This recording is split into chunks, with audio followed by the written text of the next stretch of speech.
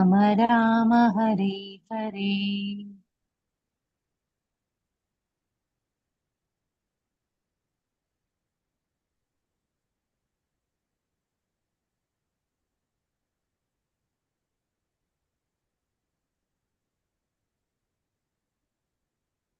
ഹരേ കൃഷ്ണ. ഹരേ കൃഷ്ണ. ഹരേ കൃഷ്ണ. കാണാൻ സാധിക്കുന്നില്ലേ? അതെ ഓം മാതാജി. ജ്ഞാനാഞ്ജനശലാകയാ ചക്ഷുരുന്മിലിതം യേന തസ്മൈ ശ്രീഗുരവേ നമഃ. ശ്രീചൈതന്യമനോഭീഷ്ടം സ്ഥാപിതം മേന ഭൂതലേ സ്വയം രൂപ കഥാ മഹ്യം ദദാന്തി സപദാന്തികം. വന്ദേഹം ശ്രീഗുരോ ശ്രീയുതപദകമലം ശ്രീഗുരും വൈഷ്ണവാംശ്ച. ശ്രീരൂപം സാഗ്രജാതം സഗണരഘുനാഥാനിധം താം സജീവം സാദ്വൈതം സാവധൂതം പരിജനസഹിതം ശ്രീകൃഷ്ണചൈതന്യദേവം ശ്രീരാധാകൃഷ്ണപാദാൻ സഗണലളിത ശ്രീവിശാഖാനിധംശ്ച. ഹേ കൃഷ്ണ കരുണാ സിന്ധോ ദീനബന്ധോ ജഗത്പദേ ഗോപേശ ഗോപികാ കാന്ത രാധാ കാന്ത നമോസ്തുതേ. തപ്ത കാഞ്ചന ഗൗരാംഗീ രാധേ വൃന്ദാവനേശ്വരി വൃഷഭാനുസുതേ ദേവി പ്രണമാമി ഹരിപ്രിയേ. വാഞ്ചാകൽപതരൂപ്യശ്ച കൃപാ സിന്ധുഭ്യേവ ച പതിതാനാം പാവനേഭ്യോ വൈഷ്ണവേഭ്യോ നമോ നമഃ. നമോ ഓം വിഷ്ണുപാദായ കൃഷ്ണപ്രേഷ്ഠായ ഭൂതലേ ശ്രീമതേ ജയപതാക സ്വാമിൻ ഇതി നാമിനി. നമാചാര്യപാദായ നിതായ കൃപപ്രദായിനേ ഗൗരകഥാമതായ നഗരഗ്രാമതാരിണി. നമ ഓം വിഷ്ണുപാദായ കൃഷ്ണപ്രേഷ്ഠായ ഭൂതലേ ശ്രീമതേ ഭക്തിവേദാന്ത സ്വാമിൻ ഇതി നാമിനെ. നമസ്തേ സാരസ്വതേ ദേവേ ഗൗരവാണി പ്രചാരിണി സർവവിശേഷ ശൂന്യവാദി പാശ്ചാത്യദേശതാരിണി. ജയോ ശ്രീകൃഷ്ണ ചൈതന്യ പ്രഭോ നിത്യാനന്ദ ശ്രീ അദ്വൈത ഗദാധര ശ്രീവാസാദി ഗൗരഭക്തവൃന്ദ. ഹരേ കൃഷ്ണ കൃഷ്ണ കൃഷ്ണ ഹരേ ഹരേ ഹരേ രാമ രാമ രാമ ഹരേ ഹരേ. ഹരേ കൃഷ്ണ. ശ്രീ രാധാ ഗോവിന്ദ് ടെമ്പിളിന്റെ കീഴിലുള്ള ഭഗവത്ഗീത പഠനത്തിലേക്ക് എല്ലാവർക്കും സ്വാഗതം. നമ്മൾ 9ാമത്തെ അധ്യായമാണ് പഠിച്ചുകൊണ്ടിരിക്കുന്നത് അല്ലെ. രാജവിദ്യ രാജഗുഹ്യം. ഏറ്റവും രഹസ്യമായിട്ടുള്ള വിവരമാണ് ഭഗവാൻ നമ്മൾക്ക് തരുന്നത് എന്ന് പറഞ്ഞു. എന്താണ് അത്? പാസ്വേഡ് ആണ് എന്ന് പറഞ്ഞു അല്ലെ. എവിടേക്കുള്ളത്? ഭഗവാന്റെ ധാമത്തിലേക്ക് പ്രവേശിക്കാനുള്ളത്, ഭഗവാന്റെ മനസ്സ് തുറക്കാനുള്ള ഒരു പാസ്വേഡ് ആണ് ഭഗവാൻ ഈ അധ്യായത്തിൽ നമ്മൾക്ക് തരുന്നത്. എന്താണ് പാസ്വേഡ്? ആർക്കെങ്കിലും പറയാൻ സാധിക്കുമോ? എന്താ പറഞ്ഞേ? ഹരേ കൃഷ്ണ. എന്താ ഭഗവാന്റെ മനസ്സ് തുറക്കാനുള്ള പാസ്വേഡ്? എന്താണ്? ഹരേ കൃഷ്ണ. ആരും ശബ്ദമില്ല. ഹരേ കൃഷ്ണ. എന്താ അത്? ശുദ്ധമായ ഭക്തി. ശുദ്ധ ഭക്തിയാണ് ആ പാസ്വേഡ് എന്ന് പറയുന്നത്. ഭക്തിയുടെ സേവനം ഭഗവാനുള്ളത്. അപ്പൊ അതെങ്ങനെ ഭഗവാനിലേക്ക് എത്താം, ഭഗവാനുമായിട്ടുള്ള ആ ലവിങ് റിലേഷൻഷിപ്പ് നമ്മൾക്ക് എങ്ങനെ കിട്ടും എന്നുള്ളതാണ് നമ്മൾ പറഞ്ഞുകൊണ്ടിരുന്നത്. അപ്പൊ ഇതിൽ എന്താ പറഞ്ഞത്? ഒരു മൂഢന്മാരായിട്ടുള്ള ആൾക്കാർക്ക്, അതുപോലെ ഭഗവാനെ കുറിച്ച് അറിയാത്ത ആൾക്കാർക്ക് ഒരിക്കലും ഭഗവാൻ സ്വയം മനസ്സിലാക്കി തരില്ല എന്ന് പറഞ്ഞു അല്ലെ. പിന്നെ എങ്ങനെ എല്ലാ ആൾക്കാർക്കാണ് ഭഗവാന്റെ അടുത്ത് എത്താൻ പറ്റുമെന്ന് പറഞ്ഞത്? സതതം കീർത്തയന്തോ മാം, എല്ലായ്പ്പോഴും എന്റെ കീർത്തികൾ ആലപിച്ചും നിശ്ചയദാർഢ്യത്തോടെ പ്രയത്നിച്ചുകൊണ്ടും എന്റെ മുമ്പിൽ പ്രണമിച്ചുകൊണ്ടും ഈ മഹാത്മാക്കൾ നിരന്തരം എന്നെ ഭക്തിയോടുകൂടി ആരാധിക്കുന്നു. അപ്പോ ഭഗവാനെ കുറിച്ച് അറിയുന്ന ആൾക്കാര് എന്താ ചെയ്യുക? എല്ലായ്പ്പോഴും ഭഗവാന്റെ കീർത്തനങ്ങൾ ആലപിച്ചുകൊണ്ടിരിക്കും, എപ്പോഴും ഭഗവാനെ കുറിച്ച് ചിന്തിച്ചുകൊണ്ടിരിക്കും, അതുപോലെ ഭഗവാന്റെ അടുത്തെത്താനായിട്ട് ദൃഢമായി പ്രയത്നിച്ചുകൊണ്ടിരിക്കും. എപ്പോഴും അവരുടെ തല എങ്ങനെയുണ്ടാവുക? ഭഗവാന്റെ മുമ്പിൽ നമസ്കരിച്ചുകൊണ്ടാണ് ഉണ്ടാവുക. അപ്പൊ അങ്ങനത്തെ മഹാത്മാക്കളാണ് ഇന്ന് ശുദ്ധഭക്തിയോട് കൂടിയിട്ട് ഭഗവാനെ ആരാധിക്കുന്നത്. അങ്ങനത്തെ ആൾക്കാർക്ക് എന്ത് കൊടുക്കും? ഭഗവാൻ ആ ബുദ്ധി കൊടുക്കും. എന്തിനുള്ളത്? മരണസമയത്ത് ഭഗവാനെ ആലോചിക്കാനുള്ളത്, ഭഗവത്ധാമത്തിലേക്ക് പോവാനുള്ളത്. ഈ ശ്ലോകം 15. ജ്ഞാന യജ്ഞേന ചാപ്യേന യജന്തോ മാമുപാസതേ ഏകത്വേന പൃഥക്ത്വേന ബഹുധാ വിശ്വതോമുഖം. ജ്ഞാനാർജനം കൊണ്ട് യജ്ഞം ചെയ്യുന്ന മറ്റു ചിലർ സർവേശ്വരനെ അദ്വിതീയനായും ബഹുരൂപനായും വിശദോന്മുഖനായും ആരാധിക്കുന്നു. അപ്പൊ വേറെ എന്താണ്? ജ്ഞാനാർജനം കൊണ്ട്. അപ്പൊ അതാണ് ഭഗവാൻ ആരാണെന്ന് അന്വേഷിച്ചറിയുക അല്ലെ. നമ്മൾ പറഞ്ഞില്ലേ, ഒരു ചെടിക്ക് എവിടെ വെള്ളമൊഴിച്ചാലാണ് ആ ചെടി നിലനിൽക്കുക എന്നുള്ളത് നമ്മൾ ആദ്യം ഇലയ്ക്ക് വെള്ളമൊഴിക്കുന്നു, പിന്നെ തണ്ടിന് വെള്ളമൊഴിക്കുന്നു, പിന്നെ മൊട്ടിന് വെള്ളമൊഴിക്കുന്നു, അവസാനം വേരിന് വെള്ളമൊഴിക്കുമ്പോൾ നമുക്ക് മനസ്സിലാവുന്നു എന്തെന്ന്? വേരിന് വെള്ളമൊഴിക്കുമ്പോഴാണ് എല്ലാ ഭാഗത്തും ആ പോഷകങ്ങൾ എത്തുന്നത്, ജലം എത്തുന്നത്. അപ്പോഴാണ് ചെടി വളരുന്നത് നമ്മൾ മനസ്സിലാക്കുന്നു അല്ലെ. അതുപോലെ തന്നെ എന്താണ്? ജ്ഞാനാർജനം കൊണ്ട് യജ്ഞം ചെയ്യുന്ന മറ്റു ചിലർ സർവേശ്വരനെ അദ്വിതീയനായും ബഹുരൂപനായും വിശദോന്മുഖനായും ആരാധിക്കുന്നു. അപ്പൊ എങ്ങനെയാണ് പിന്നെ ഭക്തിയുത സേവനത്തിലുള്ള ഒരാളെ പറ്റിയിട്ടാണ് ഇപ്പൊ നമ്മൾ പറഞ്ഞത്. അപ്പൊ ഇനി ജ്ഞാനം ആർജിച്ചുകൊണ്ട് ഭഗവാൻ ആരാണ് എന്ന് അന്വേഷിച്ചറിഞ്ഞുകൊണ്ട് വേദങ്ങൾ പഠിച്ചുകൊണ്ട് യജ്ഞങ്ങൾ ചെയ്യുന്ന ആൾക്കാർ എങ്ങനെയാണ് ഭഗവാനെ അദ്വിതീയനായിട്ട്, അതായത് ദ്വന്ദ്ങ്ങളില്ലാണ്ട്, അതായത് നമ്മൾ ഭഗവാനിലേക്ക് എത്തും എന്നുള്ള മാതിരി ആണ്. അതായത് ഭഗവാൻ നമ്മളും ഒന്നാണ്, മരിച്ചു കഴിഞ്ഞാൽ നമ്മൾ എന്തെങ്കിലും ഭഗവാനെ ലയിക്കുന്നു എന്നുള്ള രീതിയിൽ ഭഗവാനെ ആരാധിക്കുന്നു.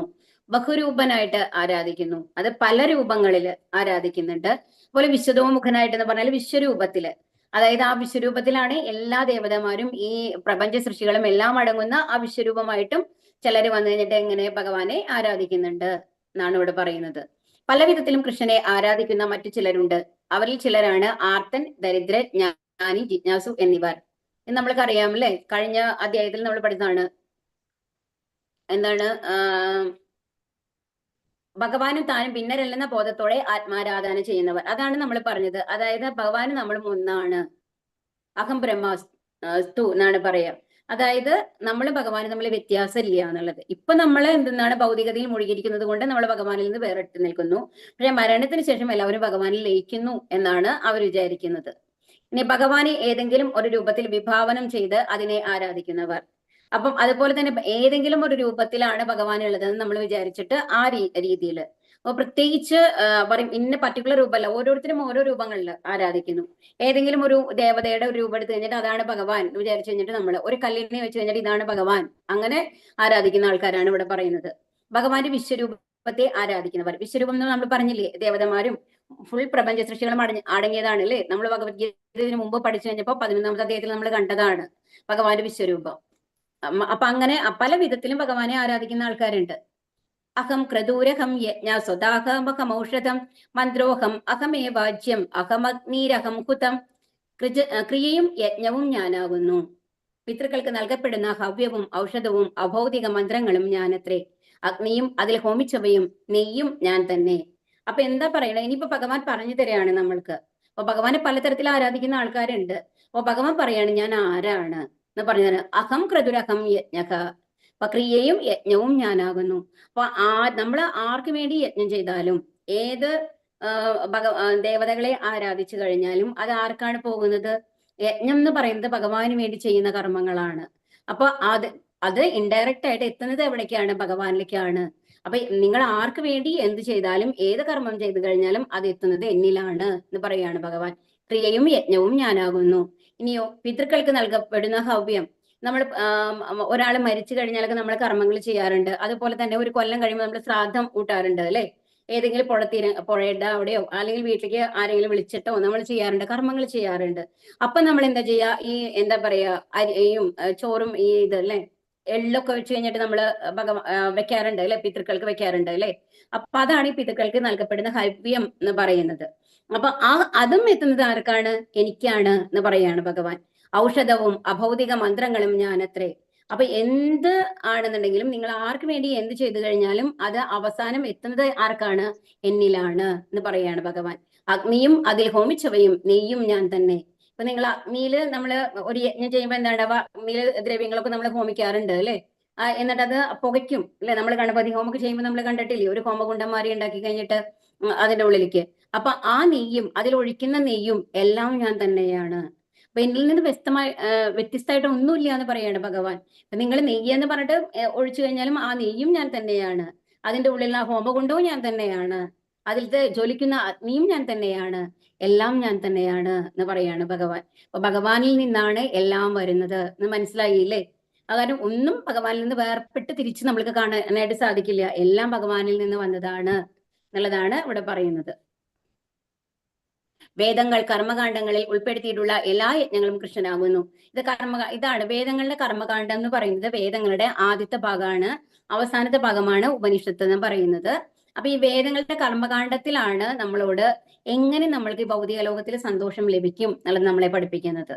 അതായത് നമ്മൾ എന്താണ്, ഒരു നന്നായി പണം ലഭിക്കണമെന്നുണ്ടെങ്കിൽ ആരെ പൂജിക്കണം, ഏത് ദേവതയെ പൂജിക്കണം, അത് ഓരോന്നിനും ഉണ്ട്. നമ്മൾക്ക് നല്ല കൃഷി വരണം, നല്ല മഴ കിട്ടണം എന്നുണ്ടെങ്കിൽ ആരെ പൂജിക്കണം? വരുണനെ പൂജിക്കണം. അങ്ങനെ നമ്മൾക്ക് ഓരോരുത്തർക്കും ഓരോ ദേവതകളുണ്ട്. അപ്പൊ ഈ ലോകത്തുള്ള അതുപോലെ തന്നെ വായു, നമ്മൾക്ക് വായു ലഭിക്കുന്നത് വായുദേവനിൽ നിന്നാണ് അല്ലെ. അതുപോലെ അഗ്നി അഗ്നിദേവനിൽ നിന്നാണ് ലഭിക്കുന്നത്. അപ്പോ ഈ ഓരോരുത്തർക്കും ഓരോ ചുമതലയുള്ള ദേവന്മാരുണ്ട്. ആ ദേവന്മാരെ പ്രീതിപ്പെടുത്തി കഴിഞ്ഞാലാണ് നമ്മൾക്ക് ആ കാര്യങ്ങള് അത്രയും നന്നായിട്ട് ലഭിക്കുക എന്നാണ് പറയുന്നത്. അപ്പൊ ഇത് കൊടുത്തത് എവിടെ ആണ്? വേദങ്ങളുടെ ആദ്യത്തെ കർമ്മകാണ്ഡം എന്ന് പറഞ്ഞ സെക്ഷനിലാണ് ഈ ഓരോ ദേവതകളെയും, അതുപോലെ ഒരു അസുഖം വരികയാണെങ്കിൽ അത് മാറിയാൽ ആരെ പൂജിക്കണം, അതുപോലെ ഒരു നല്ല എന്താണ് ഭർത്താവിനെ ഭാര്യയെ ലഭിക്കണമെന്നുണ്ടെങ്കിൽ ആരെ പൂജിക്കണം, അതിനൊക്കെയുള്ള പ്രത്യേക പൂജകളും എങ്ങനെയാണ് പൂജിക്കേണ്ടത് എന്നുള്ളതൊക്കെ ഈ വേദങ്ങളിലെ ആദ്യത്തെ കർമ്മകാണ്ഡ സെക്ഷനിൽ കൊടുത്തിട്ടുണ്ട്. അപ്പൊ ഇതൊക്കെ എന്താ പറയുന്നത്, എല്ലാ യജ്ഞങ്ങളും ആർക്കാണ് വരുന്നത്? ഇത് ഭഗവാൻ എന്താണ് ഓരോ കാര്യങ്ങൾക്ക് വേണ്ടിയിട്ട് ഓരോ ഓഫീസേഴ്സിനെ ഏർപ്പെടുത്തിക്കുകയാണ്. അവരാണ് അതിന്റെ ഇൻചാർജ് എന്ന് മാത്രമേ ഉള്ളൂ. പക്ഷെ അത് സാങ്ഷൻ ചെയ്യുന്നത് ആരാണ്? ഭഗവാനാണ്. അതാണ് പറയുന്നത്. അപ്പൊ എല്ലാ യജ്ഞങ്ങളും ഭഗവാനാണ് എന്ന് പറയുന്നത്. മറ്റൊരു തരത്തിൽ പറഞ്ഞാൽ കൃഷ്ണനെ ഭക്തിപൂർവ്വം സേവിക്കുന്നവർ വേദോക്ത യജ്ഞങ്ങളെല്ലാം തന്നെ അനുഷ്ഠിച്ചവരാണെന്ന് മനസ്സിലാക്കണം. അപ്പൊ നമ്മൾ പറഞ്ഞു, അപ്പൊ ഇനിയിപ്പം ഓരോരുത്തരും നമ്മൾ തനി പറഞ്ഞിട്ടുണ്ട്, ഇന്ന കാര്യങ്ങൾക്ക് ഇന്ന ആളെ പൂജിക്കണം, ഇന്ന ആളെ പൂജിക്കണം. പക്ഷെ ഇതെല്ലാം ചെല്ലുന്നത് എവിടേക്കാണ്? ഭഗവാനിലേക്കാണ്. അപ്പൊ നമ്മൾ ഭഗവാന് തന്നെ ആദ്യം തന്നെ സമർപ്പിക്കുകയാണെങ്കിലോ, ഭഗവാൻ എനിക്കൊന്നും അറിയില്ല, എല്ലാം എനിക്ക് വേണ്ടി ചെയ്തു തരൂ, ഞാൻ എന്നെ തന്നെ ഞാൻ അങ്ങേക്ക് സമർപ്പിക്കുകയാണ്, ഞാൻ അങ്ങയുടെ നാമങ്ങൾ ചൊല്ലിക്കൊണ്ടിരിക്കാം എന്ന് പറയുകയാണെന്നുണ്ടെങ്കിൽ പിന്നെ ഓരോരുത്തരെ തനിയെ പ്രീതിപ്പെടുത്തേണ്ട ആവശ്യമില്ല. കാരണം ഭഗവാനാണ് ഓരോരുത്തർക്കും ഓരോ ചുമതല കൊടുത്തിട്ടുള്ളത്. ഭഗവാൻ തന്നെ ആ ചുമതല ഏറ്റെടുക്കുകയാണെന്നുണ്ടെങ്കിലോ പിന്നെ വേറെ ആരെങ്കിലും നമ്മൾ പ്രീതിപ്പെടുത്തേണ്ട ആവശ്യമുണ്ടോ? ഇല്ല. ഭഗവാൻ പ്രീതിപ്പെട്ട് കഴിഞ്ഞാൽ എല്ലാ ദേവതന്മാരും പ്രീതിപ്പെടും എന്നാണ് പറയുന്നത്. അതുകൊണ്ടാണ് പറയുന്നത് ഭഗവാനെ പൂജിക്കുന്ന ആൾക്കാർക്ക് ഓരോരോ ദേവതകളെ തനിയെ പ്രീതിപ്പെടുത്തേണ്ട ആവശ്യമില്ല. അപ്പൊ എല്ലാ യജ്ഞങ്ങളും അനുഷ്ഠിച്ചവന് തുല്യരായിരിക്കും അവര് എന്നാണ് ഇവിടെ പറയുന്നത്. അതുകൊണ്ടാണ് എല്ലാം ഭഗവാനിൽ സമർപ്പിക്കൂ, ഭഗവാന് സമർപ്പിച്ച ഹരേകൃഷ്ണ മന്ത്രം ജപിച്ചാൽ മതി ഓരോരുത്തരെയും തന്നെ. ഇപ്പൊ അതിനുശേഷം നമ്മൾ വന്നിട്ട് ഓരോ ദേവതമാരും, ഇപ്പൊ ഗണപതിയോ ശിവനെയോ ദേവിയോ അങ്ങനെയൊന്നും നമ്മൾ പ്രീതിപ്പെടുത്തേണ്ട ആവശ്യമില്ല. ഭഗവാനിൽ ഫുൾ സമർപ്പിച്ച് ഹരേകൃഷ്ണ മന്ത്രം ചൊല്ലി നമ്മൾ സമർപ്പിച്ചു കഴിഞ്ഞാൽ തന്നെ എല്ലാ ദേവതമാരും നമ്മളിൽ പ്രീതിപ്പെടും, എല്ലാ കാര്യങ്ങളും ഭഗവാൻ നടത്തി തരും എന്നുള്ളതാണ് ഇവിടെ പറയുന്നത്. പിതാഹമസ്യ ജഗതോ ബാധാദാദാ പിതാമഹഃ വേദ്യം പവിത്രം ഓംകാരം ഋക്സാമയജുരേവച. ലോകത്തിന്റെ അമ്മയും അച്ഛനും രക്ഷകനും പിതാമഹനും ഞാൻ തന്നെ. അറിയേണ്ടതും പവിത്രമാകുന്നതും പ്രണവവും ഋക് സാമ യജുർവേദങ്ങളും ഞാൻ തന്നെ. ഇവിടെ എന്താ പറയുന്നത്? ലോകത്തിന്റെ അമ്മയും അച്ഛനും. കാരണം എവിടെ നിന്നാണ് സൃഷ്ടി വന്നിട്ടുള്ളത്? നമ്മൾ പറഞ്ഞു അല്ലേ, എവിടെ നിന്നാണ് വന്നത്? കാരണോദക സായി വിഷ്ണുവിന്റെ ഗ്ലാൻസിൽ നിന്നാണ് വന്നത് അല്ലെ ഈ പ്രപഞ്ചങ്ങളെല്ലാം വന്നത്. അതിന്റെ ഗർഭാദക സായി വിഷ്ണുവിൽ നിന്നാണ് ഈ പ്രപഞ്ച വൈവിധ്യങ്ങളെല്ലാം വന്നത്. അതിനുശേഷം ആ ചൈതന്യം എവിടെ നിന്നാണ് വന്നത്? ക്ഷീരോദക സായി വിഷ്ണുവായിട്ട് വന്നു, നമ്മൾ പഠിച്ചു കഴിഞ്ഞു അല്ലെ. അപ്പൊ ഈ ലോകത്തിന്റെ അമ്മയും അച്ഛനും രക്ഷകനും പിതാമഹനും എല്ലാം ആരാണ്? ഭഗവാൻ തന്നെയാണ്. ഭഗവാനിൽ നിന്നാണ് എല്ലാം വരുന്നത്. അറിയേണ്ടതും പവിത്രമാകുന്നതും പ്രണവവും. പ്രണവം എന്ന് പറയുന്നതാണ് കേട്ടോ ഓംകാര മന്ത്രം എന്ന് പറയുന്നത്. അതാണ് ഏറ്റവും ആദ്യത്തെ ശബ്ദം എന്ന് പറയുന്നത്. അത് നമ്മൾ ആകാശമായിട്ടാണ് കണക്ട് ചെയ്യുക. അപ്പൊ അറിയേണ്ടതും പവിത്രമാകും. അപ്പൊ എല്ലാം ഭഗവാൻ തന്നെയാണ്. അതുപോലെ ഈ വേദങ്ങൾ എന്ന് പറയുന്നതാണ് ഭഗവാനെ കുറിച്ച് അറിവ് തരുന്നത്. അപ്പൊ ആ 4 വേദങ്ങളും ആരതാണ്? ഭഗവാൻ തന്നെയാണ്, ഞാൻ തന്നെയാണ് എന്ന് പറയുകയാണ്.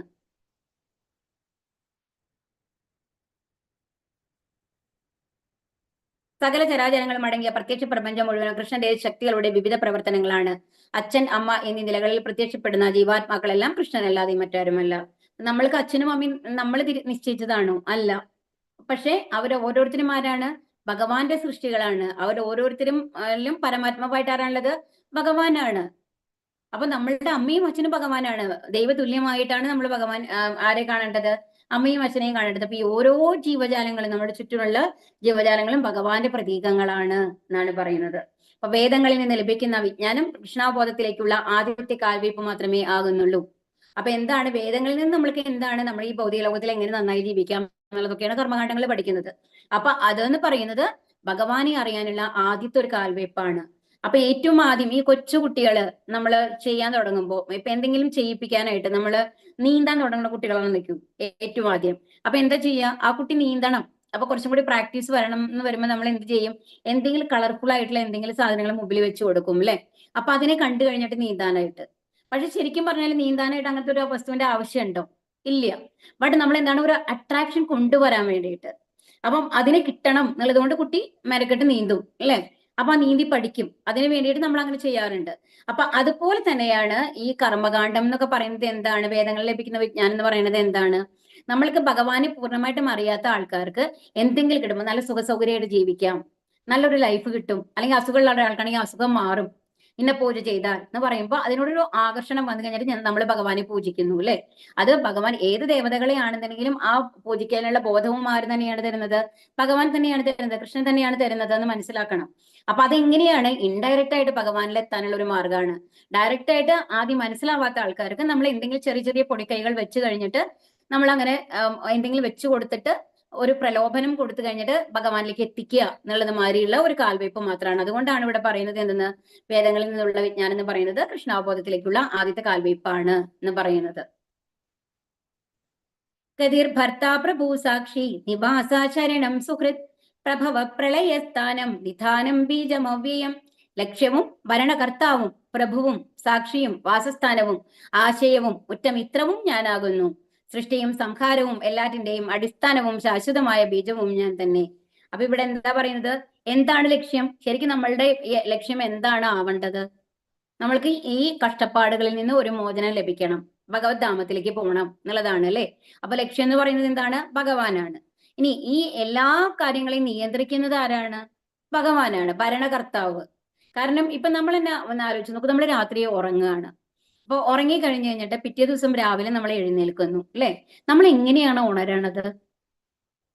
ചിലപ്പോൾ നമ്മൾ സാധാരണഗതിയിൽ എഴുന്നേറ്റില്ലെങ്കിൽ ആരെങ്കിലും വന്ന് വിളിക്കും എന്നുള്ളത്, അത് എല്ലാ കൺസെപ്റ്റും വിടും. നമ്മൾ തനിയെയാണെന്നുണ്ടെങ്കിലും ഒരു സമയം കഴിഞ്ഞ് കഴിഞ്ഞാൽ നമ്മൾ തനിയെ ഉണരുന്നുണ്ട്. ആ ഉണരുമ്പോ ആരാണ് ഉണരുന്നത്? നമ്മുടെ ശരീരമാണോ മനസ്സാണോ? നമ്മുടെ ശരീരമല്ല. കാരണം ആദ്യം ഒരു ഉണർച്ച വന്നതിന് ശേഷമാണ് നമ്മൾ എഴുന്നേൽക്കണം എന്നുള്ള ബോധം നമ്മൾക്ക് വരുന്നത്. അപ്പൊ ഒരു ബോധം നമ്മൾക്ക് തരുന്നുണ്ട് അല്ലെ.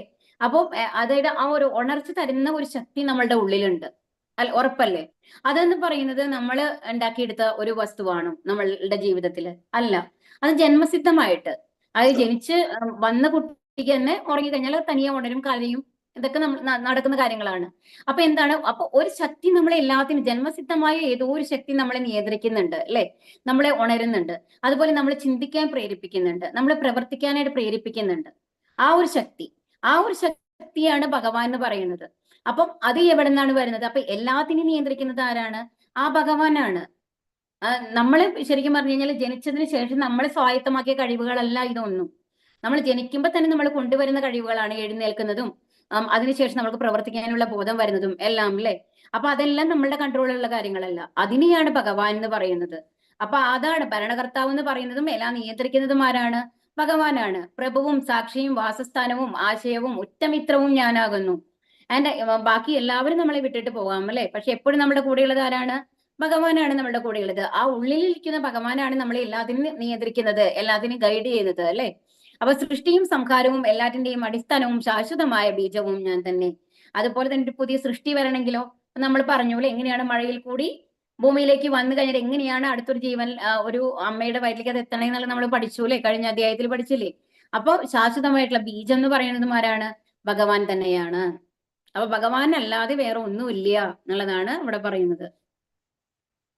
ദേവന്മാരെ പ്രാപ്തിസ്ഥാനമാക്കുന്നവരും ഒട്ടേറെയുണ്ട്. അതത് ദേവന്മാർക്ക് അനുയോജ്യങ്ങളായ പൂജാവിധികൾ സനിഷ്കർഷം അനുഷ്ഠിച്ച് ആ ഭക്തന്മാർ ചന്ദ്രലോകം, സൂര്യലോകം, ഇന്ദ്രലോകം, മഹർലോകം മുതലായ വെവ്വേറെ ലോകങ്ങളിൽ എത്തിച്ചേരുന്നു. അപ്പൊ ഇതിന് നമ്മളിപ്പോ ഇതിൽ പറഞ്ഞുള്ള കർമ്മകാണ്ഡത്തിൽ വന്നു കഴിഞ്ഞിട്ട് നമ്മൾക്ക് ഓരോരുത്തരെ ആരാധിച്ചു കഴിഞ്ഞാൽ ആ ദേവന്മാരുടെ ലോകത്ത് എത്താം എന്നാണ് പറയുന്നത്. മരിക്കുമ്പോൾ നമ്മൾ ആരെയാണ് ആലോചിക്കുന്നത്? നമ്മൾ ഏത് ദേവന്മാരെയാണ് പൂജിക്കുന്നത്, ആ ദേവന്മാരുടെ ലോകത്ത് എത്താം എന്നാണ് പറയുന്നത്. അപ്പൊ അങ്ങനെ ചന്ദ്രനെ പൂജിച്ചു കഴിഞ്ഞാൽ ചന്ദ്രലോകത്തെത്തും, സൂര്യനെ പൂജിച്ചു കഴിഞ്ഞാൽ സൂര്യലോകത്തെത്തും, ഇന്ദ്രലോകം, അങ്ങനെ മഹർലോകം. ഒരു കെട്ടിടത്തിന്റെ മുകളിലേക്ക് എലിവേറ്റർ ഉപയോഗിച്ച് ഞൊടിയിടയിൽ എത്താമെന്നിരിക്കെ എന്തിന് കോണിപ്പടികൾ ഓരോന്നായി ചവിട്ടിക്കയറണം? ഇപ്പൊ നമ്മൾക്ക് പറയണം, ഒരു 14 നിലയുള്ള ഒരു കെട്ടിടമാണെന്ന് വിചാരിക്കൂ, ഒരു ബിൽഡിങ്. അതിൽ വന്നിട്ട് നമുക്ക് ലിഫ്റ്റ് ഉണ്ട്.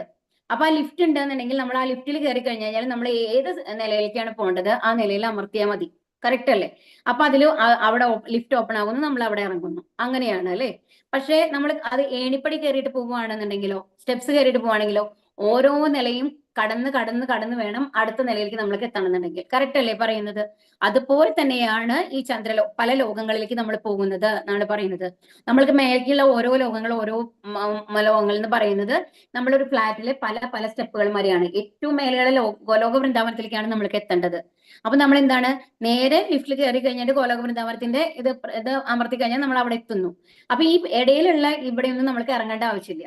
പക്ഷെ മറ്റേത് നമ്മൾ സ്റ്റെപ്പ് കയറി പോവുകയാണെങ്കിലോ ഓരോ നിലകളിലായിട്ട് ഫസ്റ്റ് ഫ്ലോർ കഴിഞ്ഞു, പിന്നെ സെക്കൻഡ് ഫ്ലോർ വരുന്നു, തേർഡ് ഫ്ലോർ വരുന്നു. ഓരോന്നും താണ്ടി കഴിഞ്ഞു വേണം നമ്മൾക്ക് ഏറ്റവും മേലേക്ക് എത്താനായിട്ട്. അപ്പൊ അതാണ്ടാണ് ഇപ്പൊ ഭഗവാൻ നമ്മളോട് ചോദിക്കുകയാണ് എന്തെന്ന്, നമ്മൾക്ക് ലിഫ്റ്റ് കയറിയിട്ട് അങ്ങനെ ഭഗവാന്റെ അടുത്ത് എത്താന്നുണ്ടെങ്കിൽ ഇങ്ങനെ സ്റ്റെപ്പ് കയറി പോകേണ്ട വല്ല ആവശ്യമുണ്ടോ? ശരിക്കും അതായത് ചന്ദ്രലോകം കഴിഞ്ഞു, അത് കഴിഞ്ഞിട്ട് സൂര്യലോകത്തേക്ക് പോയി, സൂര്യലോകത്ത് നിന്ന് ഇന്ദ്രലോകത്തേക്ക് പോയി, ഇന്ദ്രലോകത്ത് മഹർലോകത്ത് പോയി, അത് കഴിഞ്ഞ് ബ്രഹ്മലോകത്ത് പോയി, ബ്രഹ്മലോകത്തിൽ നിന്ന് പിന്നെ നമ്മൾ വീണ്ടും ഭഗവാനെ തപസ് ചെയ്തുകൊണ്ട് ഭഗവാന്റെ ഭക്തിയുടെ സേവനങ്ങൾ അനുഷ്ഠിച്ചുകൊണ്ട് വീണ്ടും ഭഗവാന്റെ ലോകത്തേക്ക് എത്തുക. നമ്മൾ എത്ര ലോങ് പ്രോസസ് ആണെന്ന് ആലോചിച്ച് നോക്കൂ. അപ്പൊ അതിന് ഭഗവാൻ നമ്മൾക്ക് തന്നിട്ടുള്ള ഷോർട്ട് കട്ട് മെത്തേഡാണ് എന്തെന്ന്, ഈ ഭക്തിയുടെ സേവനങ്ങൾ എന്ന് പറയുന്നത്. സൃഷ്ടിയുടെ ആദിമോത്പത്തി സ്ഥാനവും പ്രളയത്തിന് ശേഷമുള്ള ആത്യന്തിക വിശ്രമവും കൃഷ്ണനിൽ തന്നെ. അപ്പൊ എപ്പോഴും നമ്മൾക്ക് അറിയാമെന്ന് ഒരു ഇതിന്റെ ഉത്പത്തി സ്ഥാനം എന്ന് പറയുന്നത് ഭഗവാനാണ് അല്ലെ. ആദ്യം പ്രപഞ്ചങ്ങൾ എവിടെ നിന്നാണ് വന്നത്? കാരണോദയ വിഷ്ണുവിൽ നിന്ന് വന്നു. അത് കഴിഞ്ഞിട്ട് നമ്മൾ പ്രളയം വരുമ്പോ എല്ലാവരും വിശ്രമിക്കുന്നത് എവിടെയാണ്? ഭഗവാന്റെ ഉദരത്തിലേക്ക് തന്നെയാണ് പോകുന്നത് അല്ലെ. അപ്പൊ അന്തിമമായിട്ടുള്ള സ്ഥാനം എന്ന് പറയുന്നത് ഭഗവാനാണ്. അപ്പൊ നമ്മൾ എന്താ ശ്രമിക്കേണ്ടത്? ആ ഭഗവാന്റെ ലോകത്തിൽ എത്തിക്കഴിഞ്ഞു കഴിഞ്ഞാല് വീണ്ടും ഈ ഒരു ജയന്റ് വീൽ എന്നുള്ള പോലെ ഈ ഒരു സൈക്ലിക് റിയാക്ഷൻസിലേക്ക് നമ്മൾക്ക് പോയിക്കൊണ്ടിരിക്കേണ്ട ആവശ്യമില്ല എന്നാണ് ഇവിടെ പറയുന്നത്. തപാപ്യമഹം വർഷം നിഗൃഹ്ണ മുസ്രിജാമി ച അമൃതം ചൈവ മൃത്യുശ്ച സദസച്ചാഹം അർജുന. അല്ലയോ അർജുന, ഞാൻ ഊർജം പ്രദാനം ചെയ്യുന്നു, മഴ പെയ്യിക്കുന്നതും നിർത്തുന്നതും ഞാൻ തന്നെ.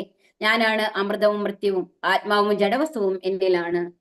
അത് എല്ലാവർക്കും അറിയാം അല്ലെ, ആത്മാവും ജഡവസ്തുവും എന്നിലാണ് എന്നുള്ളത്. കാരണം നമ്മളുടെ ആത്മാവ് എന്ന് പറയും നമ്മുടെ ഉള്ളിലുണ്ട്. ആ ആത്മാവ് പുറത്തേക്ക് പോയി കഴിഞ്ഞാൽ എന്തായി? നമ്മൾ ജഡവസ്തുവായിട്ട് മാറി. ഒരു സെക്കൻഡ് മതി ഒരു ആക്സിഡന്റിൽ. അതുവരെയ്ക്കും അത്രയും സംസാരിച്ചിരുന്ന ഒരാള് പെട്ടെന്നാണ് ഒരു സൈലന്റ് അറ്റാക്ക് വന്നു, നമ്മൾ അടുത്ത നിമിഷത്തിൽ കാണാൻ മരിച്ചു കിടക്കുന്നു. പിന്നെ ആ ജഡവസ്തുവിനെ കൊണ്ട് എന്തെങ്കിലും ഉപകാരം ഉണ്ടോ? അതുവരെയ്ക്കും അത്രയും ആക്റ്റീവായിട്ട് ജോലി ചെയ്തിരുന്ന ആ ജഡവസ്തു ശരീരം ഒരു ജഡവസ്തു ആയി കഴിഞ്ഞു കഴിഞ്ഞാൽ പിന്നെ അതുകൊണ്ട് എന്തെങ്കിലും ഉപകാരം ഉണ്ടോ? കൈയനക്കാൻ പറ്റുമോ? കാലനക്കാൻ പറ്റുമോ? ഒന്നും ചെയ്യാൻ പറ്റില്ല അല്ലെ. അപ്പൊ എന്താണ്? എല്ലാം എന്താണ്? ഭഗവാൻ തന്നെയാണ്. അമൃതവും മൃത്യുവും ഭഗവാനാണ്. ഇപ്പൊ നമ്മൾ അമൃതം എന്നുള്ള അവസ്ഥയിലാണ് ഇരിക്കുന്നത്. നമ്മൾ അതായത് പൂർണ്ണമായും ഇമ്മോർട്ടൽ എന്നുള്ള ലെവലിലല്ല, അറ്റ്ലീസ്റ്റ് നമ്മൾ ആക്റ്റീവ് ആണ്, നമ്മളുടെ ഒരു ചൈതന്യം ഉണ്ട് അല്ലെ. ആ ചൈതന്യം ഒരു സെക്കൻഡിൽ നമ്മൾക്ക് മരണമായിട്ട് മാറാം. അതിനുശേഷം നമ്മളുടെ ശരീരത്തിന് ചേതന ഉണ്ടാവില്ല അല്ലെ. അപ്പൊ എല്ലാം എന്ന് പറയുന്നത്, അതുപോലെ മഴ പെയ്യിക്കുന്നത് ആരാണ്? ഭഗവാനാണ്. നിർത്തുന്നതും ഭഗവാൻ തന്നെയാണ്. ആത്മാവും പദാർത്ഥവും കൃഷ്ണനാകയാൽ സർവം പ്രത്യക്ഷ ഭൗതിക പ്രപഞ്ചങ്ങൾ അടങ്ങിയ ബിംബാകാരമായ ആ വിശ്വരൂപവും കൃഷ്ണനാണ്. ദിവജനായ ശ്യാമസുന്ദരനായി ഓടക്കുഴൽ ഊതിക്കൊണ്ട് വൃന്ദാവനത്തിൽ അദ്ദേഹം നടത്തിയ ലീലകളെല്ലാം ഭഗവാന്റെ തന്നെ. അപ്പൊ വൃന്ദാവന ലീലകൾ ചെയ്യുന്ന ആ ഉണ്ണിക്കണ്ണനും ഭഗവാൻ തന്നെയാണ്. ആ വിശ്വരൂപവും ഭഗവാൻ തന്നെയാണ്. ചതുർബാഹുവായിട്ട് നമ്മളുടെ ഉള്ളിലുള്ള പരമാത്മാവായിട്ടുള്ള ആ ഭഗവാനും ആരാണ്? കൃഷ്ണനാണ്. എല്ലാം കൃഷ്ണനാണ് എന്നാണ് ഇവിടെ പറയുന്നത്. ത്രൈവിദ്യാമാം സോമപാസു പൂതപാപ യജ്ഞൈരിഷ്ട്വാ സ്വർഗഗതിം പ്രാർത്ഥയന്തേ തേ പുണ്യമാസാദ്യ സുരേന്ദ്രലോകം അശ്നന്തി ദിവ്യാൻ ദിവിദേവ ഭോഗാൻ. സ്വർഗീയ സുഖങ്ങൾ കാംക്ഷിച്ച് വേദപഠനങ്ങൾ നടത്തുന്നവരും സോമപാനം ചെയ്യുന്നവരും മറ്റുവിധത്തിൽ ഭജിക്കുന്നത് എന്നെയാകുന്നു.